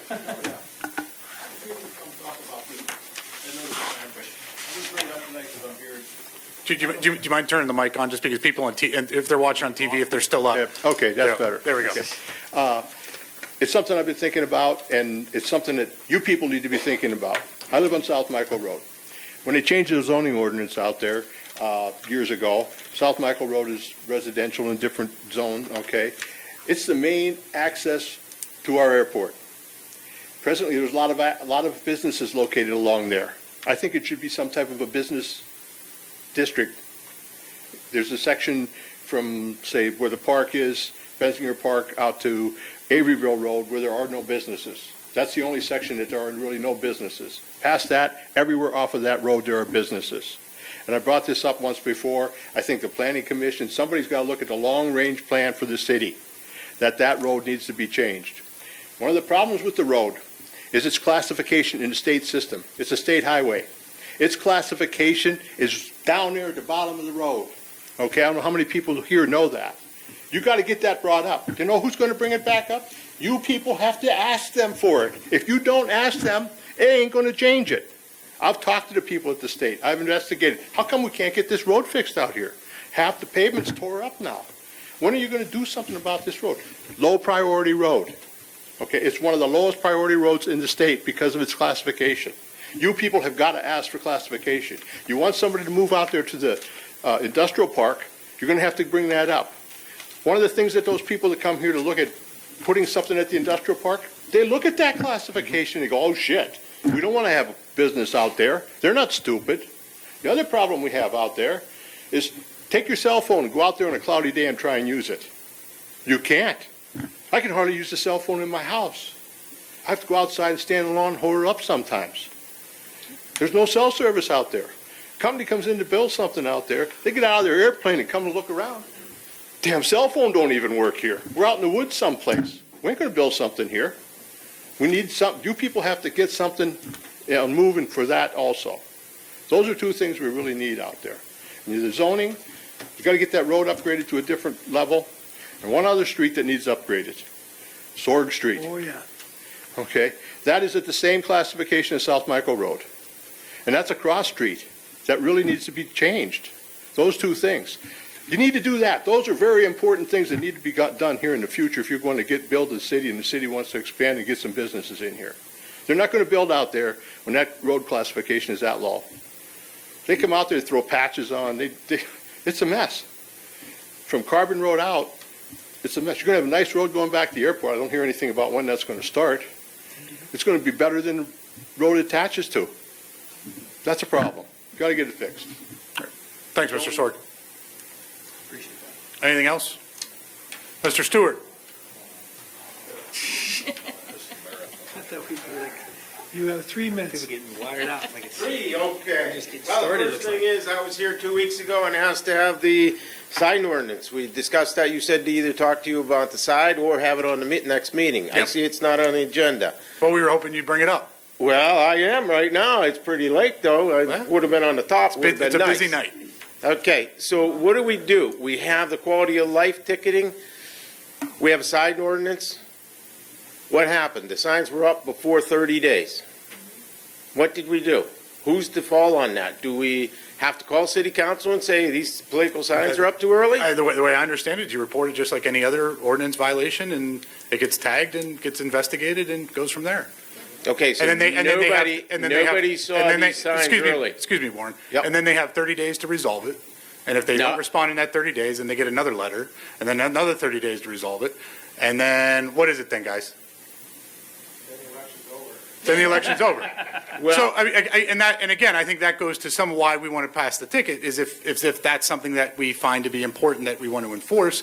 I know, I think the sign ordinance for political signs as well as other signs, I think we need to look at it. I've heard rumblings from the staff that maybe it's something we need to look at, just make sure we're doing the right thing from here on out. But I think it's on the radar as far as how to clean it up and how to make it a little bit better. Yeah, and I can someone answer, I mean, you bring up a good point, like, and the reality is, this came up either last, or 2 years ago, and we did throw out notices, but it became just a wasted effort, because by the time the notice became relevant, the signs were legal, and so we went through all this effort, and nothing happened, because we had no enforcement capabilities. We did talk about if the sign ordinance if the ticketing ordinance gets approved, we talked about, hey, do we want to add this to the November thing? So that is a discussion that we are starting to address, and now that the ticketing ordinance did get approved tonight, that is one of the things we'll address, and we also looked at modifying our code. So I see this potentially coming back up here in July, August, in preparation for November. What do we want to do? The reality is, I don't know of anyone, I talked to my code enforcement guys, nobody called the city to complain, as far as I can tell. And we didn't proactively try to knock down the signs that we saw, because we just knew that it's going to cause a letter, they're 2 weeks early, it's going to become irrelevant. By the time we can actually enforce, there was no ticketing ordinance in place. There's nothing we could do based on our current code the way it was. It was going to be, I sent out a bunch of, I'll use the word, one of the residents say, a bunch of nasty letters that there's really nothing that they're going to do. They're going to say thanks and wait till they're allowed, and then we're going to move on. I do hope we But I feel, address I this understand. in the future, because it's getting, and I've seen it in other communities where it's getting ridiculous, Yep. where signs are becoming the size of billboards. And And size is I- one thing we talked about, we need to look at too, to make sure that if they start So- encroaching a certain size. So too early and too big. But if they're on private property, you're not going to tell me I can't put a sign in my yard. There are sign regulations on how big they can be. I don't know if they're off the top of my But if I head, but just put yeah. an election sign in my yard, vote for so-and-so, and it's on my property, Yeah, but the it's city's still not going to tell, private. the city's not going to tell me I can't have that. Right now, there are rules, like Warren said, for like, you can only do that 30 days prior to the election currently. The challenge is for those that put them out 6 weeks early instead of 4 weeks early. Our current process, there's really no way for us to influence a resident to take it down. So the current ordinance doesn't say anything, The current ordinance says you got to be 30 days prior. whether it's private property or... Doesn't matter. And they tell you that at the courthouse. Yeah. Yes. You can only put your signs out 30 days prior, Yeah, correct? so do what I'm going to do tomorrow, and I'm not voting for anybody who can't follow the basic ruling of political signs and putting them out 2 weeks early. How are the voters? Okay, And and my- one other My thing. mic wasn't on, so nobody heard me say that. Okay, the thing is That's good. out of all my years coming, I remember the argument between, I believe it was Ned and Bob Roberts. And the deal was, it was stated that we would take the signs down. If you put your signs up before the 30 days, the city would go around and collect them and hold them until after the election and then return them to you. That's what was put in place back So I- then. I I'm- realize that's before your time. Well, I'd have to go back and tell them, like, my understanding is if it's on private property, my guys cannot go on private property and take signs down. So I'm not sure how they would have done that if they did that 6 years ago. There's laws about elections. I don't know that my guys would want to be going into private property, taking down signs. That is an issue. I don't know that, There's specific state laws about governing election signs and removing them. so it's a slippery slope that I'd have to get some more clarification on what. I Yeah, don't- because I don't this remember that. all happened at the same time on the Diamond when they wanted to put them on the Diamond and the Boulevard. No, if So it's it all Diamond and fell- Boulevard, different. No, We it can all take them off fell in the Diamond and same Boulevard. time We frame. do That's take where them you down. came up with that ordinance that said, what? You know, Bob, I've been here since 5:15, So why? okay? If you don't like your job, then I wouldn't run for your office, okay? I've been All right. coming for 42 years. I don't think that's the way to treat a citizen that pays taxes, okay? I think the public, that's probably why half of them don't come, because somebody makes a remark. You can't get up there and speak, or you get ridiculed, and you may feel bad coming up here and speak. You should have the open honesty to let people come and speak. And we do. That is totally uncalled for. on him. Warren, it's a joke. You've joked. We've all joked at times. I took it as a joke. I didn't take it as a joke. Well, then I'm sorry. Then maybe step away and then we can call it a night. All right? I mean, this is just That's silly. fine. That's the way you run the election, you know, or that's the way you run city council. That's not. All right. We're, So moved. yeah. So, council comments. Council comments. Bob? Councilwoman Brown? I'd just like to say that I know a lot of people were speaking out about how they felt, and I didn't want anybody to think, regardless of how we voted, that we were not hearing them, not listening, and not concerned about their concerns. I think we solved some of the problems in the best way possible. We can always amend our ordinances at a later time if we find that something isn't working or it needs to be tweaked. So I just wanted to state that one more time, that we are listening and we are trying to address everybody's concerns fairly.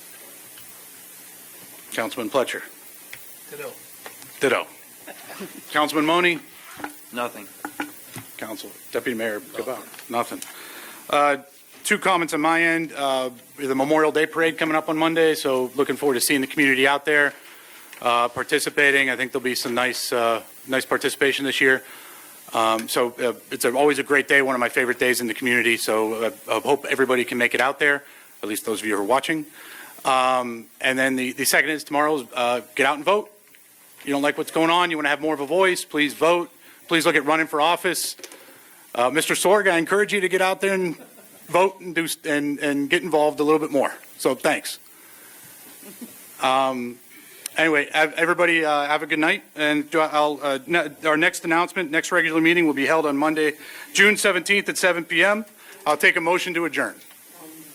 I'll second it. Any objections? Hearing none, we'll adjourn. Yeah.